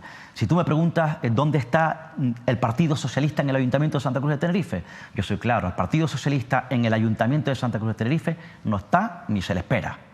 No está ni se le espera. Quiere decir, por tanto, pues esta, desde mi punto de vista, la realidad, sensación que tú también tienes, que hemos compartido además personalmente, que Coalición Canaria, el señor Bermúdez, el Partido Popular, Carlos Tarife, no tienen en estos momentos oposición en el Ayuntamiento de Santa Cruz de Tenerife. Al contrario que el PSOE en el Cabildo Insular. Mi opinión, es decir, el PSOE en el Ayuntamiento tiene un problema. Cuando gobierna están. Cuando pierden el gobierno y están en la oposición, desaparecen. Tienen un problema grave. Bueno, pues así están las cosas y vamos a cerrar el programa en Tenerife, en Arona. Se los decíamos también antes de irnos a publicidad porque ahí están pasando muchísimas cosas y la verdad es que la gestión del nuevo gobierno de Arona se pone en entredicho, sobre todo porque tampoco está sabiendo resolver viejos problemas. Bueno, vamos a hablar, ya les hablamos en su momento de esa ciudad, esa nueva ciudad que se va a construir en Arona, que se ha autorizado en la zona del Mojón, donde por cierto también ha sido apoyada por el propio Partido Socialista, que está en la oposición, pero impulsada también en este caso por el grupo de gobierno en base a los diferentes informes técnicos, pero vean lo que ha ocurrido en Las Verónicas, una zona... Vamos después con esta noticia. Primero lo que ha ocurrido en Las Verónicas, porque primero conocíamos estas imágenes. Una nueva pelea multitudinaria, ya son varias, ya esto es una imagen demasiado habitual. Y sobre todo lo más sorprendente quizás, porque al final, bueno, una zona de ocio donde hay personas que, bueno, pues, que consumen alcohol, que consumen drogas, que están en un momento, bueno, pues de ocio y de diversión, puede ocurrir que hayan peleas. Al final esto es una realidad y no podemos obviarlo. Lo más sorprendente es cómo la pelea continúa y continúa y continúa. Hay un momento en el que incluso pasa un vigilante de seguridad y bueno, pues se hace el loco, como se suele decir, porque claro, esa tampoco es su responsabilidad. Pero la pelea continúa, se graba y no llegan fuerzas y cuerpos de seguridad. ¿Dónde está la policía local del municipio de Arona? ¿Dónde está el ayuntamiento de Arona garantizando la seguridad en las vías públicas en el municipio del sur de Tenerife, Óscar? Es que estas imágenes son demasiado habituales. Estas imágenes son imágenes habituales.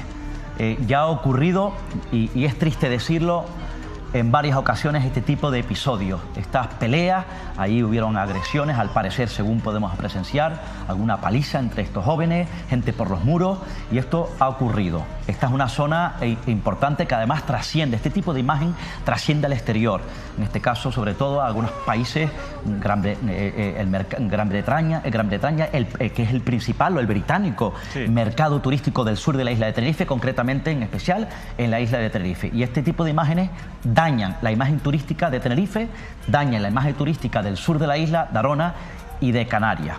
Repito, no es la primera vez que ocurre.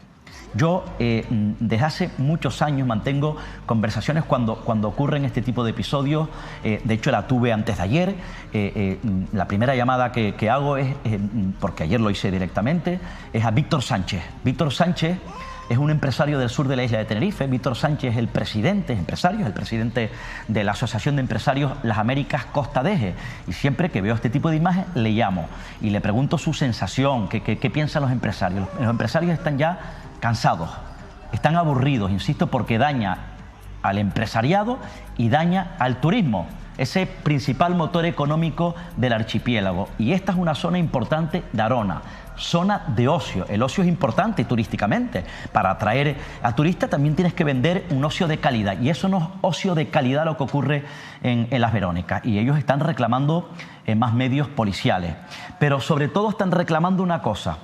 Llevan años reclamando una cosa, y esto sí que es mala gestión del Ayuntamiento de Arona y de la subdelegación del Gobierno. Lo digo porque están pidiendo... Sí, también tenemos que hablar de la Policía Nacional, no solo el Ayuntamiento. Pero el Ayuntamiento tiene que garantizar la seguridad. No, pero sobre todo porque la responsabilidad directa en la petición de lo que voy a contar es del Ayuntamiento de Arona, y no la responsabilidad de este Ayuntamiento, de este Gobierno. Este Gobierno acaba de llegar, acaba de aterrizar, también tiene su responsabilidad, le irá teniendo, pero sobre todo de los anteriores gobiernos. La responsabilidad también de aquel Gobierno del Partido Socialista liderado por José Julián Mena. Los empresarios están pidiendo, reclaman un sistema de videovigilancia en la zona de Las Verónicas. Se tomó un paso, hubo reuniones de la Junta de Seguridad en el anterior Gobierno del Partido Socialista. Se dieron los primeros pasos, se avanzó en un camino que no es fácil, que tengan una autorización especial de otros estamentos superiores. Creo que tiene que llegar a la subdelegación del Gobierno, esa autorización tiene que pasar por el TSJ, el Tribunal Superior de Justicia de Canarias, para dar el visto buena autorización a un sistema de videovigilancia. Pero según me cuentan los empresarios con los que yo he hablado, repito, en las últimas horas, parece que todavía no se han instalado esas cámaras de videovigilancia, que parece que son importantes, insisto, para por lo menos tener controlado esa zona de ocio y ayudar también a las fuerzas de seguridad, a la Policía Local y a la Policía Nacional. Quiero decir también que bueno, tiene que hacer un esfuerzo al Ayuntamiento de Arona en estos momentos en cuanto a la Policía Local, pero también quiero decir que la Policía Nacional en el sur de la isla de Tenerife no da abasto, no puede más. ¿Por qué? Porque no tienen más capacidad, porque estamos hablando de una gran población turística, Adeje y Arona, y hay un déficit histórico en cuanto a la plantilla de la Policía Nacional en el sur de la isla de Tenerife. Bueno, aprovecho para felicitar su trabajo. Óscar, un problema, hay que felicitar ese trabajo, por supuesto, porque trabajan bajo mínimos, hace falta más personal y evidentemente esto no es un problema nuevo. Pero es que vean lo que ha ocurrido también en Arona en las últimas horas a raíz de la denuncia de un usuario. Un hombre ha denunciado en redes el trato homófobo de un policía en Arona. Maricón, vas a aprender cómo se hacen las cosas aquí. Vean la dureza de esa expresión que recoge el periódico El Día. La supuesta agresión ocurrió en el depósito de vehículos municipal, donde también fue acusada una de las trabajadoras. El ayuntamiento, por cierto, ha abierto una investigación para esclarecer lo sucedido. Óscar, la verdad es que situación, por supuesto, condenamos cualquier trato homófobo que presuntamente ha sufrido esta persona. Esperemos que se esclarezcan los hechos y sobre todo que el ayuntamiento llegue hasta el final, a pesar de que afecte a trabajadores de su administración. Eso lo ha denunciado directamente esta persona. Habría que ver que, en este caso, que recorrido o en este caso verificar la veracidad, repito, respetando su declaración, la veracidad de los hechos. Insisto, denuncia públicamente esta persona y habría que ver también, en este caso, la versión o la veracidad, en este caso, de las personas que nombra, es decir, responsables trabajadores del depósito municipal y de un policía local, un policía municipal de Arona. Pero, en este caso, bueno, para tratar de despejar incógnitas y salir de duda, en este caso parece ser, según trasciende, según ha publicado el periódico El Día, el rotativo tinerfeño, el periódico El Día, parece ser que el gobierno de Fátima Leme ha iniciado una investigación. Entiendo que el concejal responsable de Seguridad Ciudadana, si no me equivoco, es Alexis Gómez, si no me equivoco, el responsable, el concejal de la policía, ha iniciado una investigación. Lo único que le pide al Ayuntamiento de Arona, insisto, para tratar de verificar, de despejar incógnitas sobre un asunto que en principio, según denuncia esta persona, podría ser grave, que aceleren en esa investigación. Bueno, vamos corriendo porque nos estamos quedando prácticamente sin tiempo y antes de despedirnos tengo que leerles el comunicado que ha enviado Miguel Ángel Ramírez en respuesta a las informaciones sobre la presentación de una querella por parte de la Fiscalía de Las Palmas contra él y 3 empresarios más, entre ellos Lucas Bravo de Laguna, como les hemos explicado aquí al principio del programa, por presunta malversación en contratos que alcanzan los 23 millones de euros. Bueno, en el comunicado de Miguel Ángel Ramírez se dice lo siguiente, y me van a permitir que yo se los lea. Ante las distintas informaciones que han venido apareciendo en diferentes medios de comunicación derivadas de filtraciones acusaciones malintencionadas que poco tienen que ver con la realidad, deseo aclarar lo siguiente. La Fiscalía Provincial de Las Palmas ha interpuesto una querella únicamente por 2 presuntos delitos contra la hacienda pública en materia de IRPF en los ejercicios 2020 y 2021 contra mi persona.